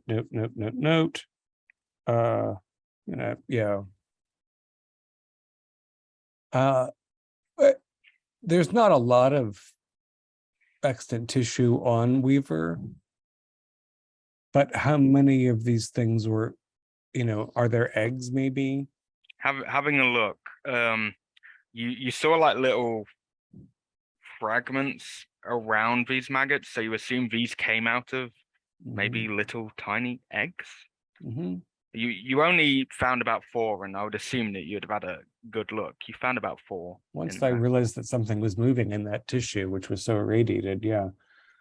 So I'm gonna lock my little pals up in a well-sealed glass container with ethanol, and we're gonna be punting the remains of Lieutenant Weaver back out into space where these things can gestate and do no harm. So yeah, record of this, publicly pinged to everybody. And then I'm going to go and see about our own Lieutenant Red Shirt, I think his name is. Red Shirt. In one second. Okay, so you're going to Lieutenant Redshirt. Beckett and Shackleton, you're preparing to do a spacewalk, I guess. Yes. Redmond, It's now known as a space stroll. a space stroll, nice. Redmond, what are you doing? Well, considering my amount of zero-G experience and the fact that I am in charge of keeping people safe, I think it makes sense that I would accompany them on this walk. Yeah. North, you were.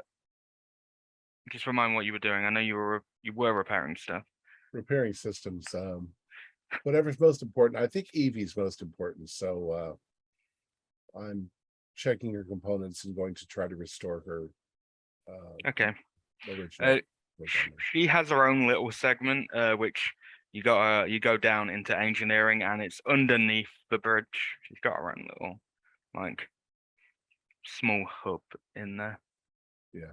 So I'm going through it. I'm looking for the restoration files, the backups.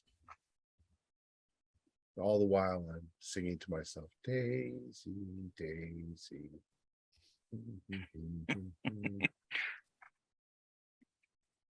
Who pulled these things out and I push them all back in? You just push them back. So as you do that, you can do me one of your roles: electrical, mechanical, engineering. I'm not too bothered. They all kind of mix and match throughout. Oh, I'm having trouble. I got 89.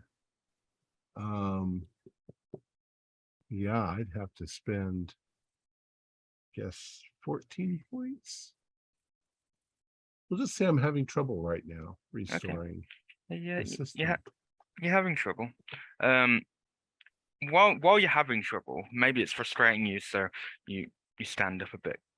Do me a spot hidden for me. Okay. 82. No, I am. I'm angry at what's going on, and I'm staring at these. Where's that isolinear chip? Damn it! Just... It's supposed to be all blue. You're just so frustrated. What happened to the blue? Oh, there's the blue. Yeah, so I don't see anything. Okay. So every so often, though, North, especially while you're configuring with her systems, Eva might go, "Do you need assistance, North? Do you need assistance, North? Do you need assistance, North?" Yeah, we should never have installed those real people personalities into the computer system. I'll have her run diagnostic 2169B and see if that clears up some of this problem. There seems to be errors, Mr. North. Yes, I know. That's why I'm having you run the system. Errors everywhere, Mr. North. Errors even in the void, Mr. North. Eva, I'm going to have you restore your backup systems. Mr. North, Mr. North, how are you today? I'm doing well, Eva. Mr. North, how is your wife, Mr. North? Turn off verbal communications. Mr. North. Jesus, where's my screwdriver?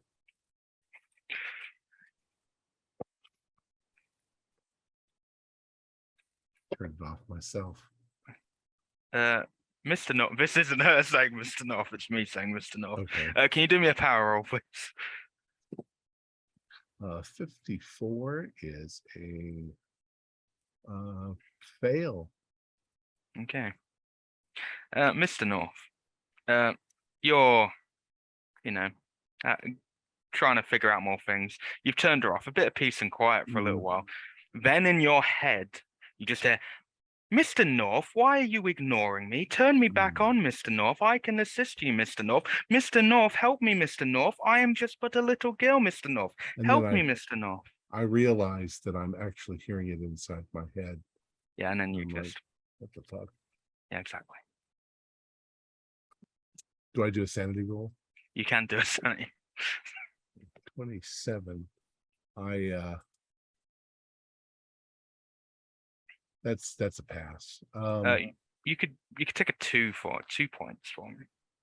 Do I believe that a computer? Do I believe that telepathy is even possible? I mean, it's not scientifically valid, so It's not scientifically valid, but you do know certain races that have been seen or contacted with have contacted via telepathic means. I'm going to try and speak to her and say, how are you projecting your voice into my head? How does anyone project a voice in anyone's head? I'm going to just try to block everything out and see if I can get her restoration files going. Okay, so that's what you're working on. She will pop back to you in a second, but I'm gonna edge my way back to Loy briefly, and then I'm gonna go to the excursion crew. So Loy, you are at Redshirt, and so what are you doing? Are you gonna? So visual inspection, there is a growth of some kind on the lieutenant's face. There is a growth on the inside, and if you use your little goggles, My fun goggles again, yeah. You'll see that inside the little boil there seems to be like a little egg, maybe. Oh dear. Any coloration in any spectrum that I can see? There's like a green Yeah. coloration. All right. And we're still all the panel is all lit up properly. He's at the right temperature. Yeah. There's And fluid in him.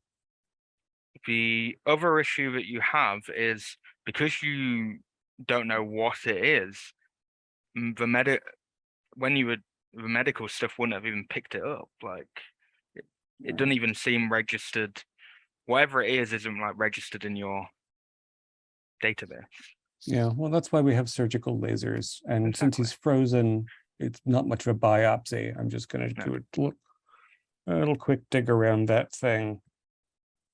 So are you just doing an incision around the boil? I'm treating it like an eye in a potato. I'm going to make sure I get the tissue under it. I can slap a blab of, some kind of plaster in there that'll freeze to the right temperature and help it heal when he wakes up. Yeah, okay. Yeah, you managed to, we can say, but you managed to get the boil off. Yeah. Right? You managed to get it off. Yeah. And there's only one egg in that little boil. Mm-hmm. Another issue is now that you've logged that like effect into the system, all the other pods are coming up with readings that same reading. Okay. Like little tiny spots on them that have an unusual visitor in it, or two, or three. Right. Then I'm going to ask the diagnostic system that had the last readings for those of us who were awakened, whether we were also, if there's a signature for that in the last reading before they woke us up. So, cross-referencing everything, you all do have that same reading. Yeah. It might just be like a little spot on your body. It's not necessarily a boil. It might just be a little spot, but it's not necessarily on your face. And if Lloyd points it out, you might all start noticing that you've got something weird on your body. Right. But you Well, might have a few things. I think that they're preparing to go and investigate the other vessels, so I'm gonna hold off on the fact that Okay, we're so all you have- infected with okay. space worm cancer before. Okay, good. You haven't told anyone, that's all right. So something else. Yes, that's what I wanted. I wanted you to all do me another con roll for me.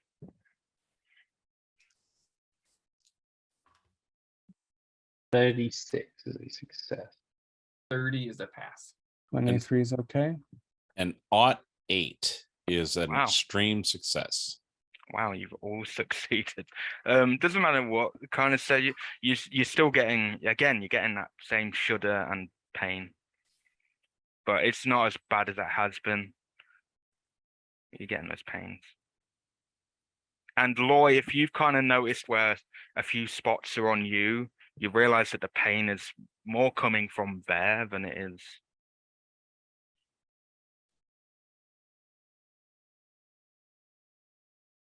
anywhere else. But yeah, I will leave you and go to the incursion party. The excursion. So Beckett, Shackleton, Redman, same time, you've got your stuff prepared. You know where the point, you know how you can get across. You've even got a handy little gun that you can literally like shoot a wire across to it. It's not that far. It's very like futuristic, courtesy of the Migos as well. Courtesy of Migo technology.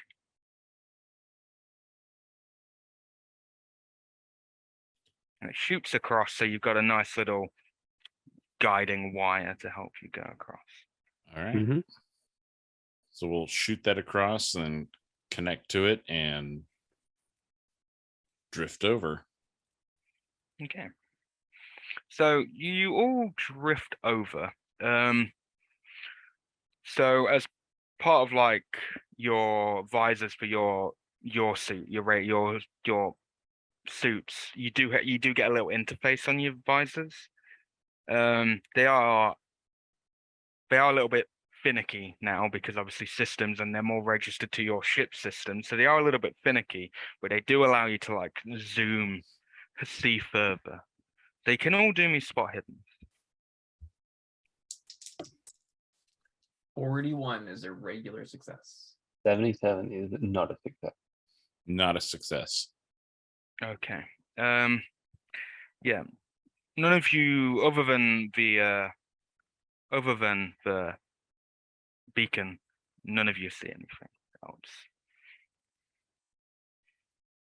Well, let's hopefully there's I mean there were signs that somebody still might be on the ship. Do you think they pose a danger if we all go over? I didn't bring my pistol because I thought we were safe. Oh, Yeah, I I'm mean just sure they'll- leaving north and Loy. You think they can handle it? Yeah. Again, it's just those food packets. I don't know if there is anybody else still somewhere on the ship. So I don't where know. is We haven't the seen them yet. airlock on the beacon as we get across? So where you've attached it, it's gone onto an attach point because there's an attach point next to most like doorways in, so airlocks in. So yeah, you're literally going right up to the airlock. Okay. Yeah, when we pull up, when we get up to it, I want to start cycling the door open so we can get in. One of you, I don't care who it is, just needs to do me a maybe an electronics roll or a repair roll of some kind, or Sure. system ops. I'm not too bothered. I'll try a mechanical repair. And I will spend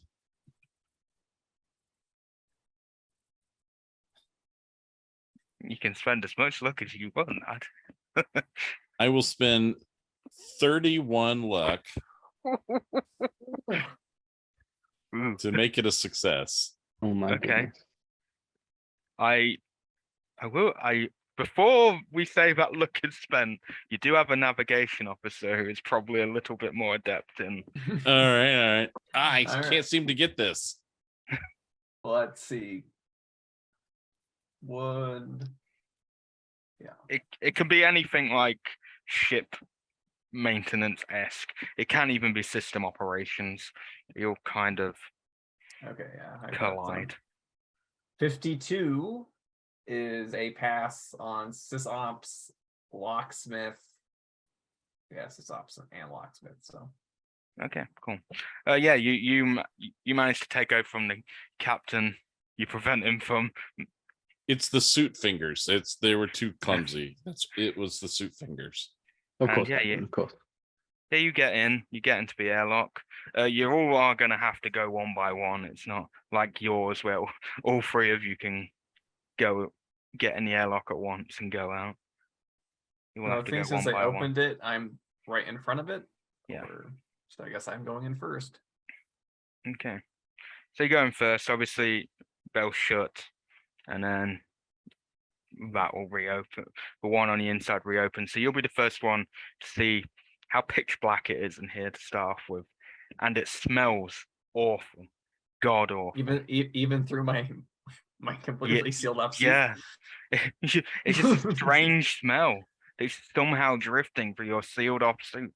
You don't understand. Maybe it's like any sensors that are on your visor or whatever, maybe picking it up, or is it in your head, this smell? You just unsure.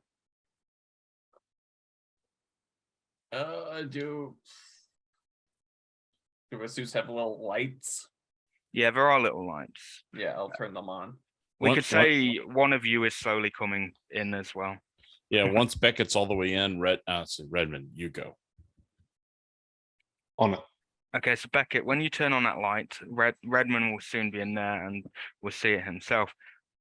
You're in this, like, say, foyer area. It can fit a few people comfortably in there, and it leads off to some side rooms, and you go up a ladder, and it leads to the main bit. But in this area, you don't feel like you can take any more step forward because there's just like this, like, green goo everywhere. It's almost like they've made cobwebs, kind of that kind. It's kind of that kind of style. How there's some thick bits and then there's some thin bits. It's all throughout this foyer, but just kind of strung out and stretched out all over, strung out, ceiling to floor to walls and everything. Oh, which might be why you feel like you can smell it. Like you can't smell it, but it might just how gross it looks.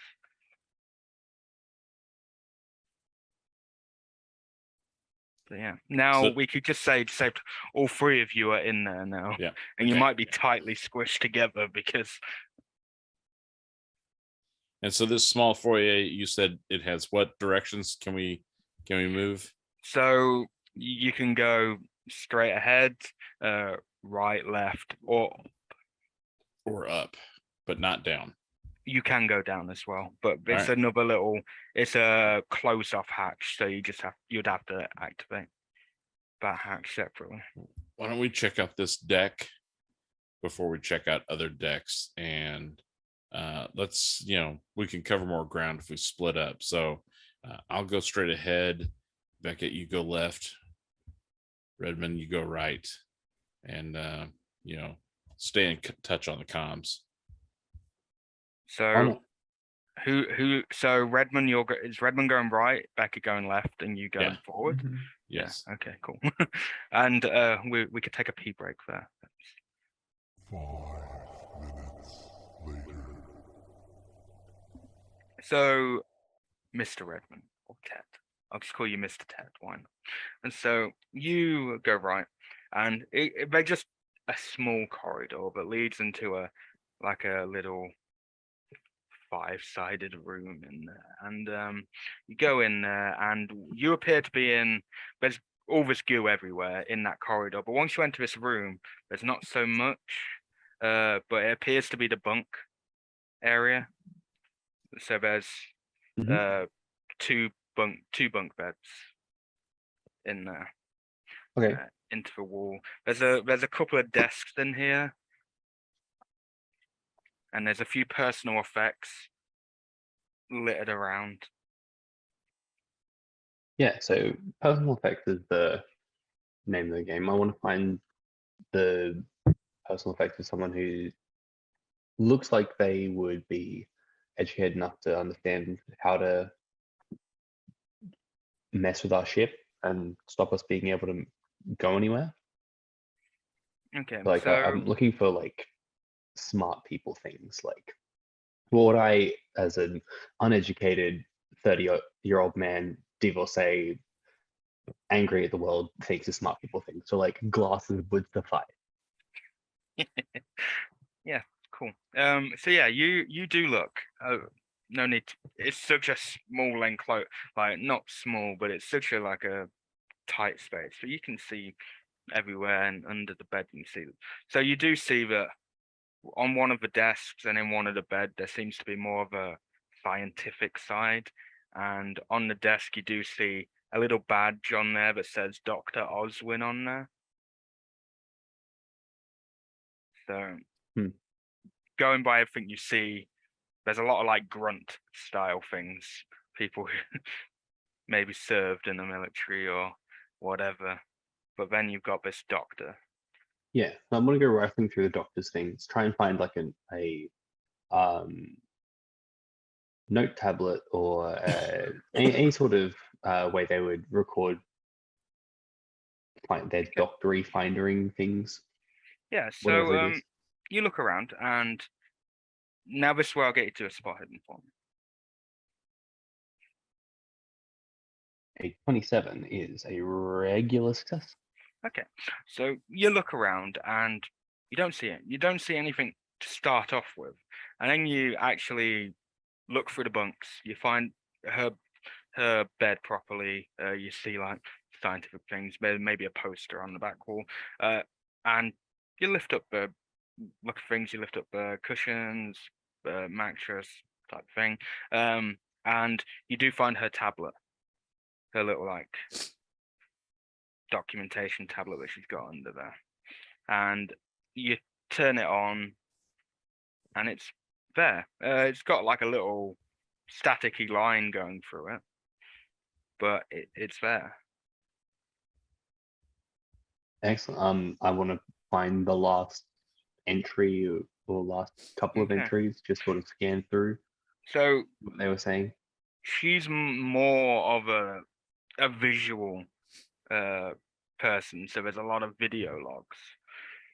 So the latest one, which was, funnily enough, dated 6 months ago.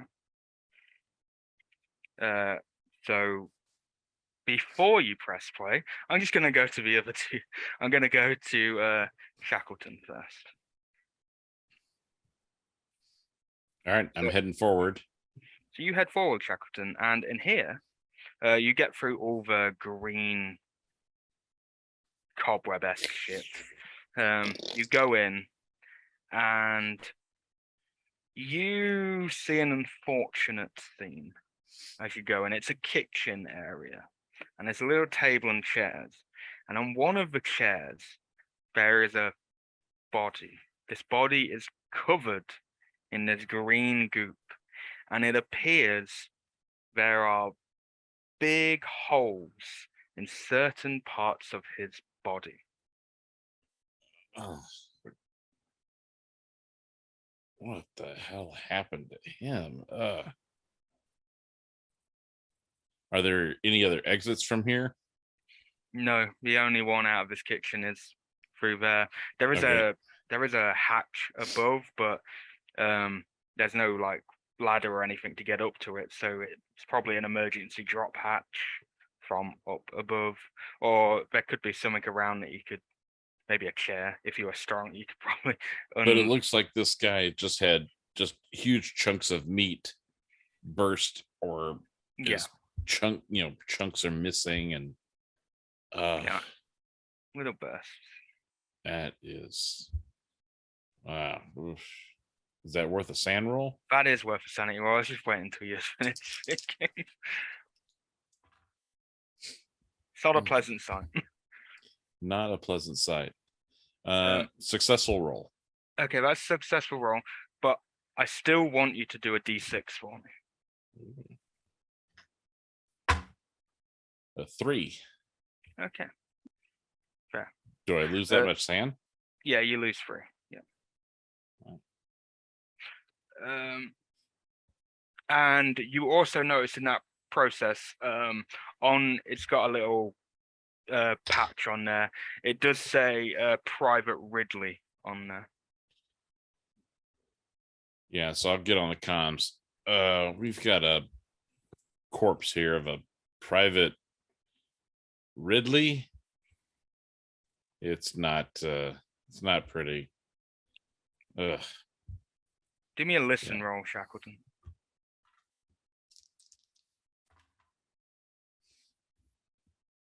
I am oblivious. Okay. So you're really oblivious that you're looking at the corpse. You maybe looking at the things. Then you start feeling something crawling up the back of the seat. What the hell? I'm gonna try and grab at it and pull it off. As you're doing that, I'm gonna go to Beckett. So Beckett, you go to the left, and this space, there's small green stuff around, but when you get in there, the door's actually sealed. To the other two, your doors weren't sealed. Yours is, but you can mess around with the controls. You could override it since you did it for the outside, for the airlock. It's pretty much the same override, so you can get in. So you get in, and it's very clean in here. Very clean. That's nice. And it's like a little lab, I guess. Someone's turned it into a makeshift lab. It seemed to maybe be, you notice there's like a space toilet over there and a shower, but someone's brought a desk in here and brought a dog in here as well. There's a dog. Does it look recently used or like lived in? I wouldn't say recently, but it's well preserved, so it could have been a few months back or whatever. Well, it was sealed, so I wonder if somebody sealed themselves inside, but they didn't die in here. You do notice, unlike the other two rooms, there's a small hatch going down and one going up, but there's no like pole or ladder in between, in the middle. And that's in from the sealed room or just in the sealed room? So when you're looking at the floor, and look up, you can see them. Okay, well, I'll go in. I'll close the door behind me. Keep this place pristine, I suppose. And I'll open up the hatch going down. Okay. As you open the hatch going down, I'm going to go back to Ted. So, Ted, you've pressed play. Watching intently. Dr. Oswin, before it like press play, you just see her. She's Asian descent, black hair, green eyes, very slender, and she just goes straight into this. I don't know what's going on, but this might be my last message. A ship came out of nowhere, a small shuttle. We were expecting a big ship to come, but a small ship came, and it parked outside. And Weaver went out to go check. Weaver's not back. So we've tried. Something's jamming our systems, and I don't feel too good. I don't know what's happened, but I don't feel good. I've noticed little boils and bruises and marks on Brown and Ridley, and I just don't know what's going on. a little shuttle. I don't know. What? I feel like I've lost time as well. It just doesn't feel right. Nothing feels right. Was I asleep before this? Have I missed something? I just don't know. Something's not right. And as she's speaking, you actually see a little pop on her arm, just a tiny pop, and something long comes out her arm, and she jumps back and she runs off, and then the footage will continues on for a long time, but you don't really see anything else. You could do me a sanity roll, because you did literally see you saw something come out of that arm. 26 is a success. Okay, you can also, you can do me a D4 for this because you only D4. saw Okay. that success.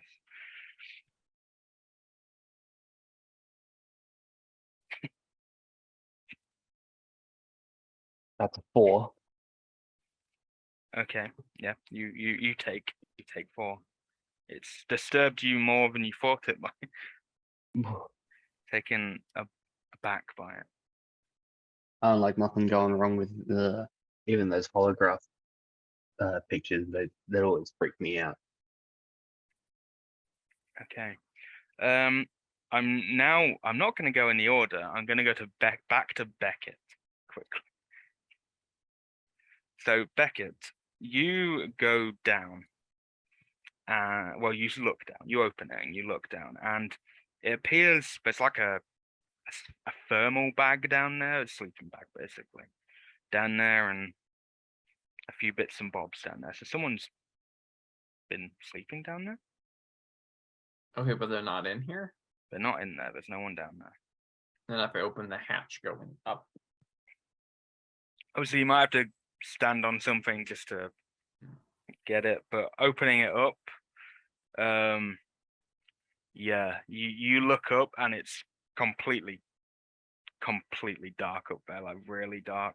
Obviously, you got your lights, but and you see more of that green goo, and you hear scuttling. oh, I'll turn my head with the lights towards the scuttling noise.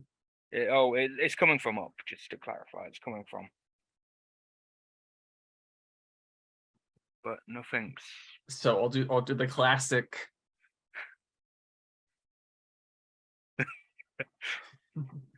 So as you do the classic,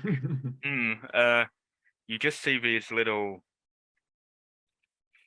like tendrils come on across the side of it, and I will go to Shackleton. So Shackleton, you've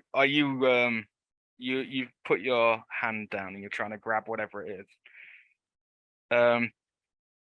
Because you didn't get a roll previously, you feel like a bite and something pierced through your suit, bit into the suit. And I'm gonna do what I can to maybe like run backwards and smash my back against the wall. So as you do that, you feel your hand come free, and whatever it does drop off you. You kind of feel a bit of a weight drop, and you look, and there's this weird. It's like a giant maggot, and it's got little like tentacle tendrils along this like bug type mouth, like head. It's got like a bug type head, and there's little tendrils coming out of it, and it's got these long spider like legs all along, but there's like 20 of them. 20. Are the chairs bolted to the floor, or are they just like a chair? Oh, they are a chair.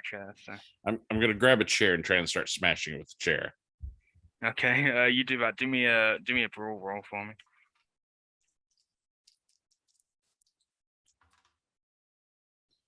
I'll spend the 6 luck to make it a standard success. Okay. Yeah, you literally smash down. I assume you're going with the back of the chair, like straight. Yeah, I'm just gonna try and crush this thing. You go down. Just roll me some, I guess, unarmed damage. I guess. I know you're not unarmed, but Oh, maxed out 3.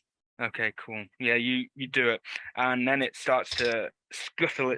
It manages to get back, and it scuttles off. So it runs away before I can smash it again. Yeah, before you can get back, it just zooms off. So it's a quick bastard. There's something on board. There's something on board. It just bit me. As you're saying that, back to Beckett. Beckett, you get a bit of a closer look as you see this face, like this buggy face. It's got like big fly type eyes, and you see these tendrils coming out. Do you want to make And then sanity?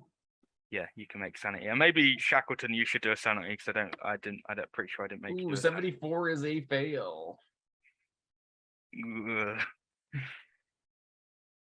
Let's just see. I also failed.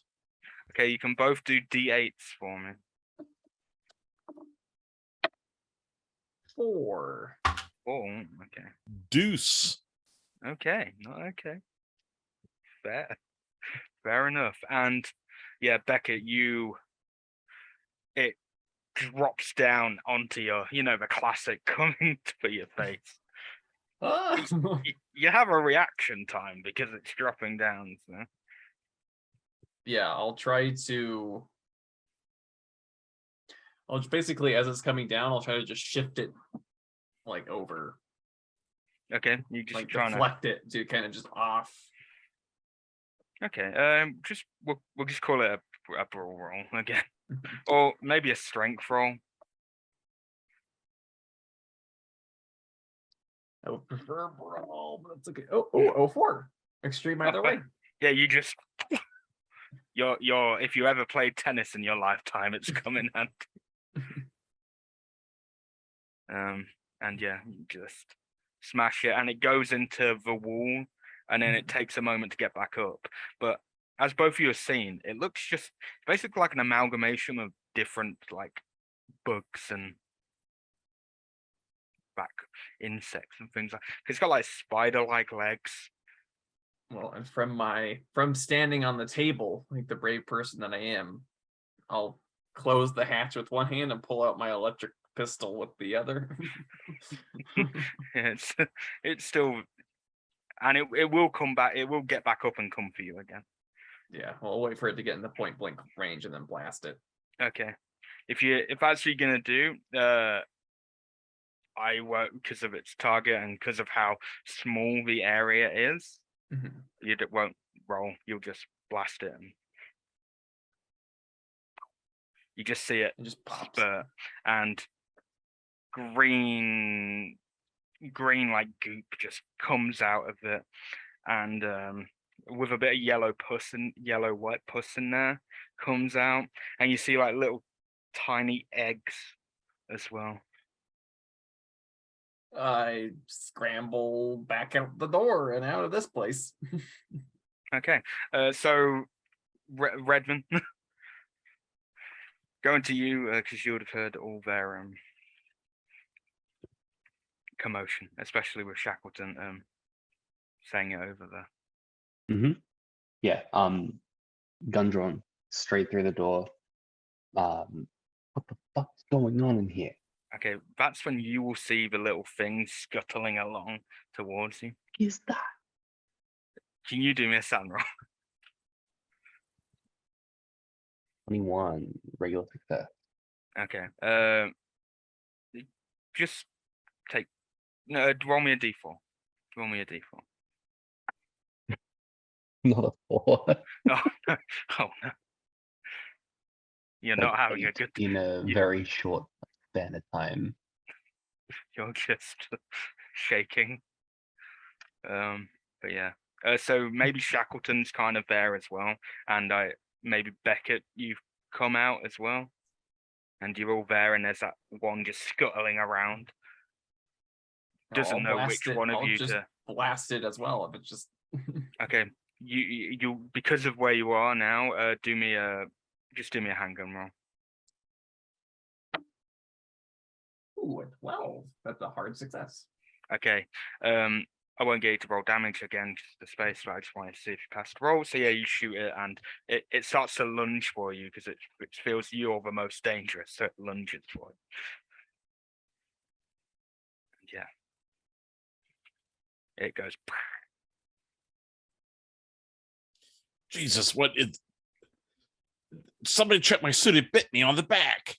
These fucking things. I'll turn around and inspect Shackleton. Yeah, he's got a compromised suit. You're not going to be able to go back over. Is he bleeding at all? No, it just tore into the more. suit. Yeah, more tore suit and maybe a little bit of skin came off, but it's not just surface level, not blood everywhere. There may be repair materials or even spare suits in here. I remember that Captain is stuck here until we can. There was a hatch below upon entry. Yeah, I found the way somebody had sealed themselves up in that room. They were sleeping in there, but they're gone now. Whoever they were, I don't know where they went. Okay. Oh wait, team. Do you read? Dr. Loy, can you hear us? Yes, Captain. Are there any survivors on that vessel that you can locate? None so far. All we found were some alien creatures that they're probably the cause of all the problems that we've been seeing around here. Have you accounted for all of the human remains yet? Not yet. I found one corpse in the galley. I'm going to try and patch the video from the doctor across on our comms over to Dr. Loy. Is that something I'd be able to do? Yeah, it would take a bit of time, but yeah, we'll download that. That's good. Before we do that, Loy, what were you doing? What were you doing again just before you had that? Since I left the cryo bay, I've been looking at the things inside me. Okay. This growth is new. I know it wasn't there when I was frozen, and I have been able to see that there is something. So do me a xenobiology roll. Sure. I thought I'd never get a chance. Had to hide my dice from the cat. That's the real terror for cats. Cats in space. She's napping now. 59 is a regular. 59 is a regular. Okay. So you can't get a clear perspective on it, but what you gather is looking at it in depth under a microscope or whatever, even more, getting a proper, you see that it seems to evolve itself. So it seems to evolve, but over a short period of time. So if I took a little DNA snip, it would already have some of me in it, maybe? Yes, possibly. Right. So I'm now going to go back to North, who you are at this point, because we're just back at this point, you are still with in the Eva. computer core, right? So as you're doing it, as you're messing around with that, I'm going to give you another chance with a spot hidden. So just give me another spot hidden. Okay.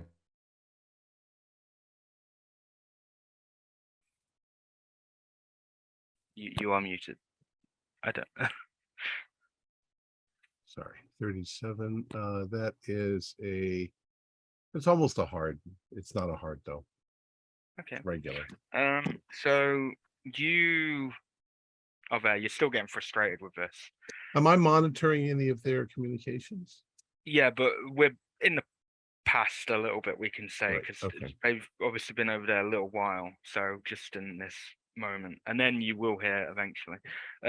But you're looking around, and that's the thing. In this area, there's a lot of like hatches around here because this storage contains a more storage space to put things in for her.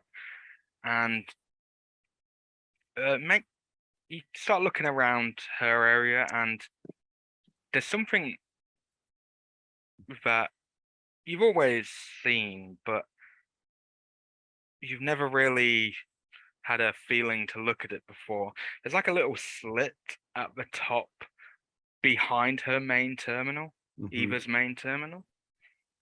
And you think you could pry it open. Okay. Why would I want to do that though?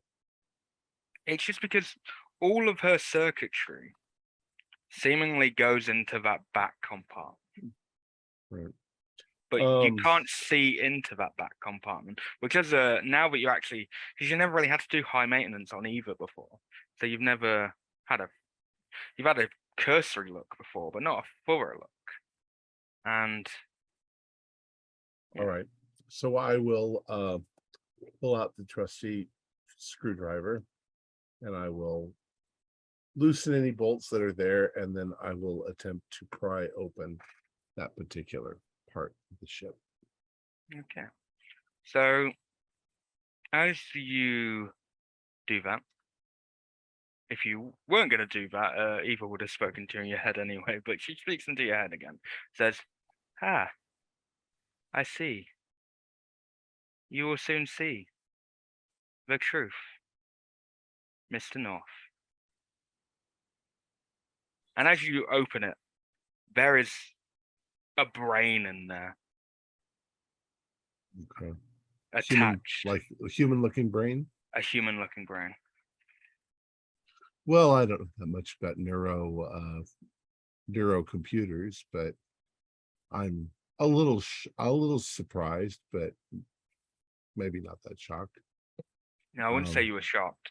You've heard about this stuff before. Eva, I need you to initiate a system purge in 3 minutes and follow that up with a complete initiate primary backup overwrite level alpha. But Mr. North, Yes, Eva. is that what you truly want? Well, we need to fix your system. You're currently experiencing a great many malfunctions. We need to start you at a baseline. Am I malfunctioning? Well, you're not giving proper responses to our inquiries. And she does actually listen to you. She does initiate something. Check your systems.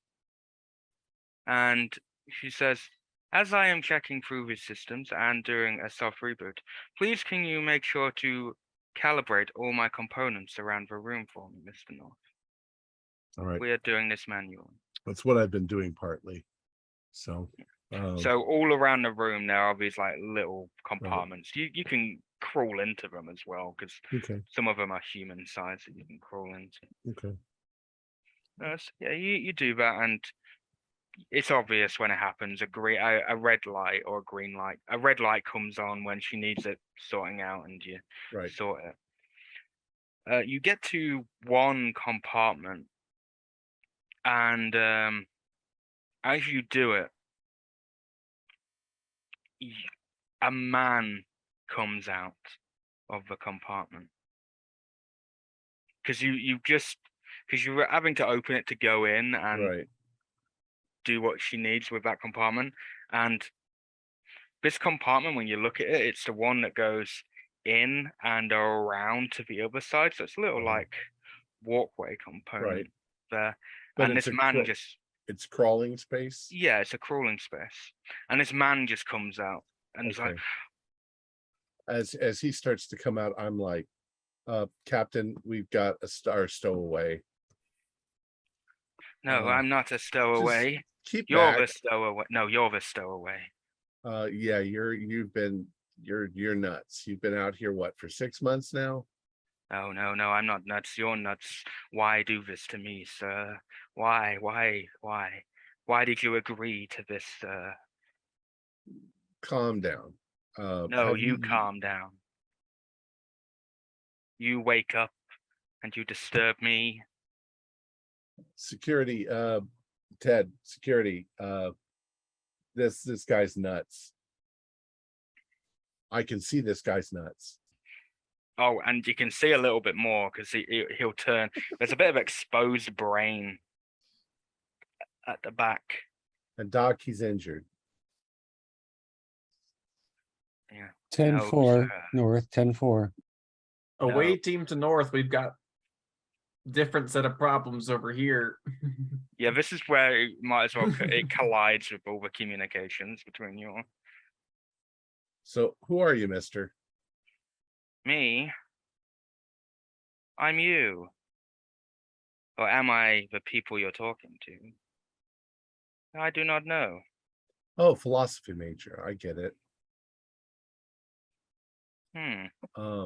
Just stay back, mister. He's I'm moving gonna- his hands in a very unusual way. Shit. I've got work to do, and you are a security risk, and I No, don't know. you're the security. I've just got to hold him off with my screw. If he comes at me, I'm gonna hit him. Why did they have to intercept me? I was coming. All I was doing is just borrowing your ship for a Is he while. human? Human looking? He's human, yeah. He appears human, but he's got a very weird tone to his Yeah. voice. Does he have a name tag on? No name tag. How was he dressed in general? More like years, maybe like 1950s style clothing, 60s, that kind of thing. 1950s. What the fuck? I'll radio to Dr. Loy and give him a very brief description on how to perform a arresting procedure with a laser baton, and then go back to trying to figure out how to get Captain Shackleton back to our ship without him dying. Yeah, patch the captain up. I think there's nothing for us over there. My surgical lasers can do quite a lot of unnecessary tissue damage as well. So I'm on my way down there. Surely you just stunned the crazy bastard. Poor thing doesn't need to be murdered. Do If- our If Go he on, doesn't Bruce. reply to sedatives, then he's going to get zapped. Sedatives for sure. Mr. Beckett, you were going to say something? do our zero gravity like pressure suits, are there any like emergency patching Yeah, equipment that we bring?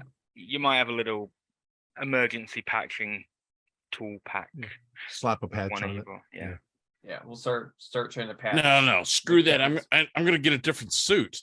No, don't take that off. Look, this place is infested with these damn things. All this slime. does- Captain That's- Shackleton, I think does- it is detrimental to your health to be. Is deep there a breathing in locker this of area. suits? Is there a locker of spacesuits? There's a tiny 2-suit locker, but they've all got green goo all over them. All right, well, get a patch on it quick. I want to get out of here. It's so itchy. Patching it up. What do we need to roll? You can do me a look roll. Why not? Oh, luck. That I do not like hearing That luck. bodes well. 91. Wait, if I I can tear have all it the luck in the more- world. You seemingly make it worse. Ah, Oh dear. God damn it, Beckett! I've never used this stuff before. I'm sorry, Captain. So, in theory, if Captain Shackleton is not about to die, I could presumably nip over back to the ship, grab a Yeah. spare suit, and then nip back. Yeah, in theory. Yeah. Quick trip, in out, 2 minutes. I don't like this whole in theory. Look, I always say in theory. Right. I gotta get this suit off. I'm gonna get the helmet Nope. off. I'm gonna start stripping No, the suit off. No, And I pulled my shirt off, and I've just got to start rubbing it against the wall to get that itch. Shackleton, please do me a con roll, please. oh Lord, why? I failed. Con Okay. roll failed. Oh, I'm dear. also inadvertently, there's kind of turning, and now that I've got most of my clothes off and I'm turning around, maybe if there's any boils or anything, Beckett will be able to see and help me out. But yeah, I'm gonna try and get that back scratch against the wall, get a real Okay. good hard bulkhead. So you're doing this, you are squeezing, and this is one thing that hasn't happened before, but I do have. So you're there, you feel fresh, you feel very fresh for some reason, considering the thing and the slight smell that you thought. And then the other two, because Ted, you're probably still here at this point, and you start to see his like face swell, and his skin starts to swell, and the spots start to swell that he has. Does it count as a mutiny if he's turning into a monster? No, I think I'm shooting him. Yeah, I'm shooting him too. This is like Okay. Do me firearms rolls. Do I have if I see them raising guns, do I have a chance to dive at him? Of course you do. All right. Of course you do. I have a dex of rolled 55. I have regular a ready success on weapon. my fire My gun. dex is currently in the ballpark of 115. I will spend the 8 points of luck to make it a hit. Okay. So roll me some damage, Beckett. How much damage do these guns do? I have that. Well, yeah. So whoever Yeah. has 1d10 of damage. 6. Okay. And I did 3. Okay. How much health do you have, Shackleton? I started with 11, so one Yeah. shot took me down to 5. That was more than half, so I should probably do a con roll. Yeah, you can do me another con. I was going to ask for another con roll anyway, once you'd been shot. So. And that failed. And then another 3 points. Yes. Mhm. Okay, so I'm down to 2. Do I do another con roll? You can do me another con roll. This will just determine if you. And that failed. Oh my Okay, goodness. so Have I taken a major wound? You've taken more than a major wound, I'm afraid, Mr. Shackleton, Captain Shackleton. Okay. So the two of you just see his head pop open. Pop. As Pop music. there's now this like bug face there, faster mutation than normal, but his head pops open. There's a bug face, and then his arms pop off, and like tendrils come out of his arms, and more tendrils come out of his arms. His legs pop, spider legs are out. His body pops open, and it's like this thin butterfly, maggoty amalgamation twisting around, and he's just there. And then to top it off, wings just come out as well. Can I leap at Beckett? Into the airlock. I want to leap at Beckett. You can leap at Beckett, that's fine.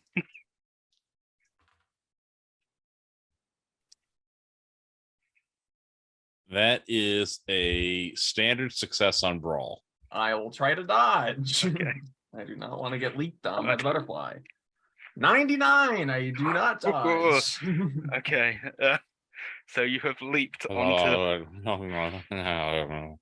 I will let you roll the D10 for me, Shackleton, as it is you technically. 7.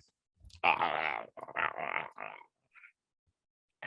If you're getting like whatevered by the maybe like pincered in.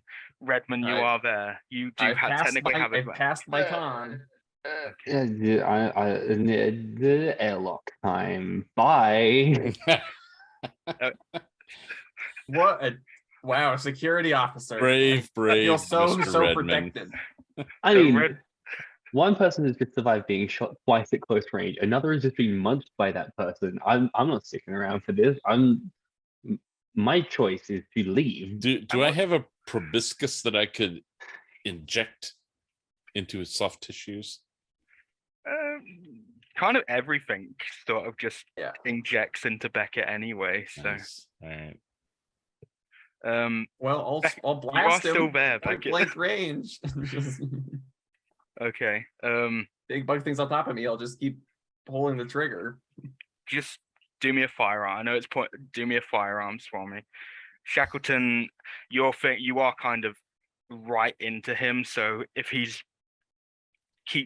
keep into him for a prolonged time, you will just do more damage over time anyway. So. Ooh, 42 is a pass on handgun. Okay. Well, if my hit points are still the same, then I'm sure I've just basically opened up and all of my goo has just spilled onto him. Yeah, that's Yeah. a 9. Okay. So you've shot up. More of his goop has gone into you. Your suit has become more exposed, and you're feeling more sharp pains. You can take this. I don't know. You take 4 more points of damage. That's 0. I am. As Ted won't see this, but I'll describe it anyway. But the Shackleton creature kind of just keeps squishing into you until it almost envelops you into it, like little amalgamated thing, and squishes you till you're nothing but pulp. As you all just pop out, and little maggoty things just pop out. And Redmond, you technically you did kill him by shooting him. It's just something else came in his place. Yep. Mm-hmm.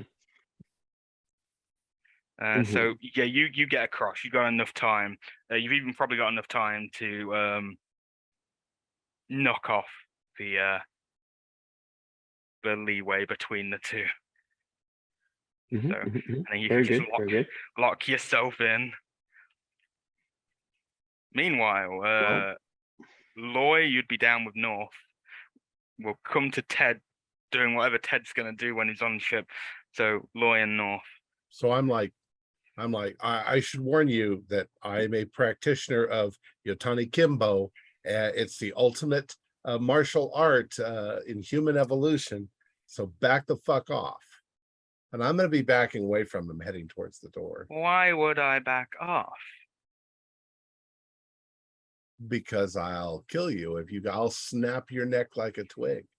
You weren't meant to wake up. You were meant to give birth. I'm getting the fuck out of here. You went back into me as I'm coming in. Yeah, Doc, we got to get the fuck out of here. This guy's a banana. You're meant to give birth to my children. Okay. No, I'm afraid, Jess, he's not wholly confused. Did you leave the beacon? Are you from the beacon? I am not from the beacon. You infected the beacon after you infected us? That is because they decided to come and stop me from entering your ship. What was your name when you were still human, buddy? My name was Alvin. So, where did the infection begin, Alvin? Which infection? Well, the one that, you've seeded all of our sleeping compartments with your spawn. Not mine. I'm backing out the door. Hey, about that later, North. Get diagnostics up. Once I dealt with my friend, who for some reason didn't take very well to my seed, I then proceeded to infect you all with my seed, as instructed by my masters. When did the seed enter this vessel, Alvin? I have been here for a year, maybe? Around, anyway. That's ship time? Yeah. How did you are you full of spores right now, Alvin? Me? Yes, but it doesn't affect me. I have been engineered that way. Great. I'm gonna just laser off Alvin from the knees down surgically. Yeah, he's not fighting back. He's not a. You can tell he's not a violent Doesn't need to thing, be. but It'll be yeah, nice to slow him down though. yeah. So if I can just sever head- those. I'm heading for the nearest escape pod, and I'm programming it to take me to the nearest. To be fair, North, I would say you've probably been doing that from there during this entire time because obviously you notified me that's what you were working on. So I thought that that's what you were getting it ready. So when you got there, it'd be. So I'm heading towards the pod. This shit's insane. I don't know why you're slowing me down. I don't want to harm you. I just want to see my children be born. They promised me. Yeah, that's the thing. Your children and our bodies, it's not what we don't consider that reciprocal, Alvin. Where did you get the bodies? Which bodies? Sorry, please clarify. Sorry, where did your worm friends? When did you guys first? When did I first meet my worm friends? Sure. I first met them. I'm going to broadcast this to the comms of those who are still alive. I first met them when my masters bioengineered me this way. I was once a human. I was lifted from my place of residence. I was a smart man, and instead of turning me into brains and jars like they do other people, they experimented on me, turned me into a monster, if you say so. And it took them a long time. They made a deal with the Shantai Corporation. It's funny, isn't it? They make a deal with the corporation, and then I come and infect one of the corporation's beacons. Yeah, it's just a beacon, though. I mean, you didn't exactly storm the Bastille.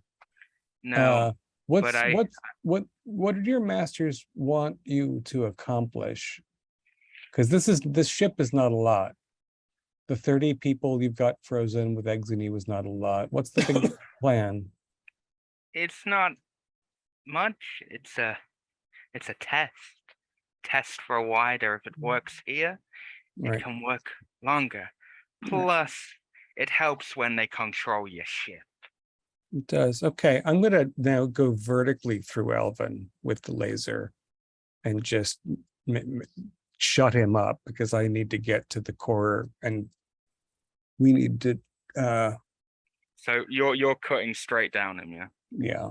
As you're doing that, he's still speaking until eventually you cut right through him. It's like, oh, why are you doing this to me? I don't get to see them born. It took pretty far down before he shut up because it was pretty horrible because he was flapping around. All right, North, Redmond, we're all Redmond. Did you make it back? We're all dead. We're all dead. We're all dead. There are bug monsters. We're all dead. There are bug monsters. They're all dead. We're all dead. We're all dead. Everyone's infected. We're dead. Everybody's infected. We need to nuke the ship. Nuke the ship. Nuke the ship. Good idea. Good idea.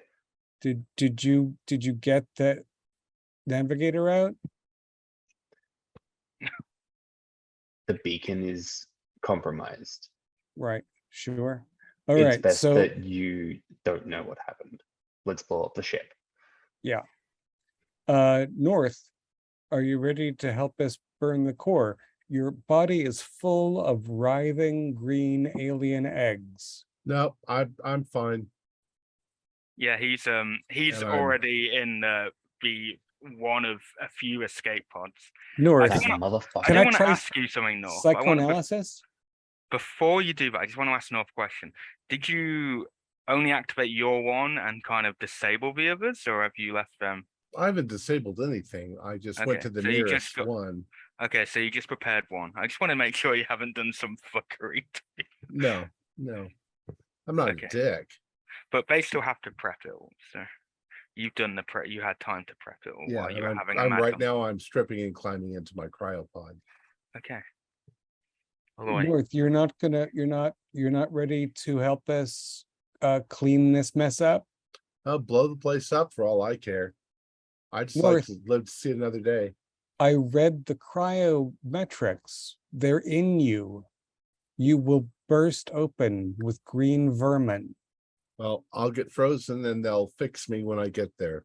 They keep eating when you're cold. I tried that. I put them in liquid nitrogen, North.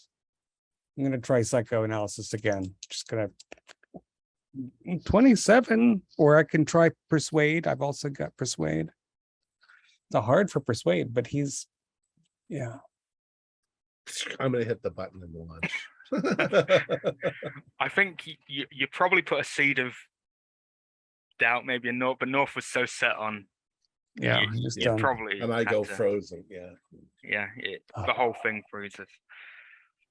Well, that leaves us, Redmond, and a bunch of frozen people. We could wake a couple of them up and tell them how horrible life is, So or we could just try to. Loy and Redmond, as you've had a bit of time. So the man who was going crazy, Alvin, after a little while, his body has started emitting a sound, kind of something's coming from his body. Sound, and it set Eva off. Eva's like, initiating deep freeze in cryo. Initiating deep freeze in cryo. All specimens will be set free. Okay. Yeah. So we basically have to find the text that Eva doesn't control that tells you what not to do to set the reactor on fire. And then we have to go step by step backward. So we set the reactor on fire. Or shoot the reactor and it just blow. That's an And have gun, point and shoot. No? That is an option, as long as you don't use the electrical one. I have my plasma pistol. Exactly. I'm happy. Exactly. It's got super high pressure plasma burning inside of it, and it's not damaged by your plasma. So the electrical guns, it's shielded from that. There's a big red button that says boom on it. That one works. All these cylinders you pull up. Maybe North left you a little memo of how to do it. In case I have a 30 in electrical repair. I'm gonna turn all my mind to like Redmond. How to also have demolitions out of character. I also have demolitions. I forgot that was on my character sheet. Well, I'm and gonna also turn my mind to my demolition ability. Yeah, you think about Make demolition. it go I'm boom. going to think about library use and all of the texts that we have that say never ever turn on valve B during cycle H. Got to be a self-destruct mechanism, and the security officer would know it. I won't make you, between the both of you, Redmond, you remember you recall the protocols. You also, just in case, make a separate like explosive device out of materials. You also find some that Alvin had hoarded in his little thing. He was just hoarding them. He wasn't doing anything with the stuff he was stealing. It might have just been a part of his mania that he was taking things. And you make a small bomb, but you also know how to you recall the procedure, and Loy, you find the correct procedures for a complete malfunction, shutdown, explosion. Go boom.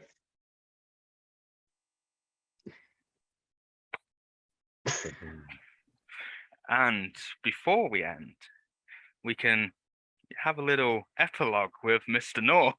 Yeah, 6 months later, I arrive at Starbase 1962. Yeah, it just drifts immediately in. Puke on them all when they. Pretty much. Pretty much, you kind of just, because while they're in cryo, it's all building up. So when it opens, it'll just, Explodes, yeah. I'm like a Yeah. puffball. so you've done what Alvin really wanted, and what I Except the assume you get Starbase the has Migo really really great wanted. has really great quarantine procedures that they actually follow. That is true. Right? They'll have little sprayers. They walk around and pump them up and spray them. Yeah, that's what you'd assume, but you never know. So Yeah. that's it. So tell us exactly what happened beforehand. So I mean, we kinda got it, but- I gave you a lot of it with Alvin's little speech. So Alvin was a normal scientist. He was taken by the Migo to be experimented on, but they did something unusual. They decided to figure out ways to bioengineer a human, not just their brain. So they waited for a very long time, and they were collecting data on humans. And as they evolved into the far future, they found a way to turn a human into a Migo bomb almost, I guess, because it's of parasites coming out. And basically he was just tasked, became a simpleton because he was experimenting so much. He just became simple, and he had one task. He was given the coordinates, he was given the technology to get there, they programmed it in for him. He was given one task. They knew your designation because either being a brain in a jar was, a lot of ships are Migo controlled, even though they're human controlled, they're Migo controlled. Really, the Migos have a lot more say. This is going to be an intergalactic incident that's going to spur a war, because obviously the Migo aren't intelligent enough to actually do that bioengineering. They must have had elder things assisting them. Exactly. It's all a conspiracy. No, that's the thing, really. That's what it's leading to, into a war. Just wait until President finds out what's going on. I think you can kind of gather the rest. The beacon actually tried to intervene because an unknown came to your ship. Your ship was actually damaged in an electrical storm, but it was an engineered electrical storm. It was a normal one, and it made you redirect, and that's where you lost a lot of time. And yeah, it's the gist of it. It's just Amigo experiment to find a way to. It's simple, but it's never trust Amigo. No, that was awesome. Our players included John Hook, Morgan Llewellyn, David Gasway, Riley Kruger, and myself, with Josh Harwood as the keeper of the secrets. We have a Discord server where you can chat with our other members. You can set up private games. You can learn the finer arts of gameplay and game mastering. We provide audio-only versions of our shows free for you to download from Podbean or iTunes. If you'd like to help support our show, please visit our Patreon account. Just $1 per month helps us a lot. Like, share, and subscribe to our channel, and punch the bell icon for updates on our latest shows, and leave us some comments. We enjoy reading them and answer any questions you might have. This is Tom Rayleigh, together with all the members of our gaming club, inviting you to journey with us once again into the darkness for another adventure into the universe of H.P. Lovecraft and the Call of Cthulhu role-playing game. Until next time, good luck and good gaming.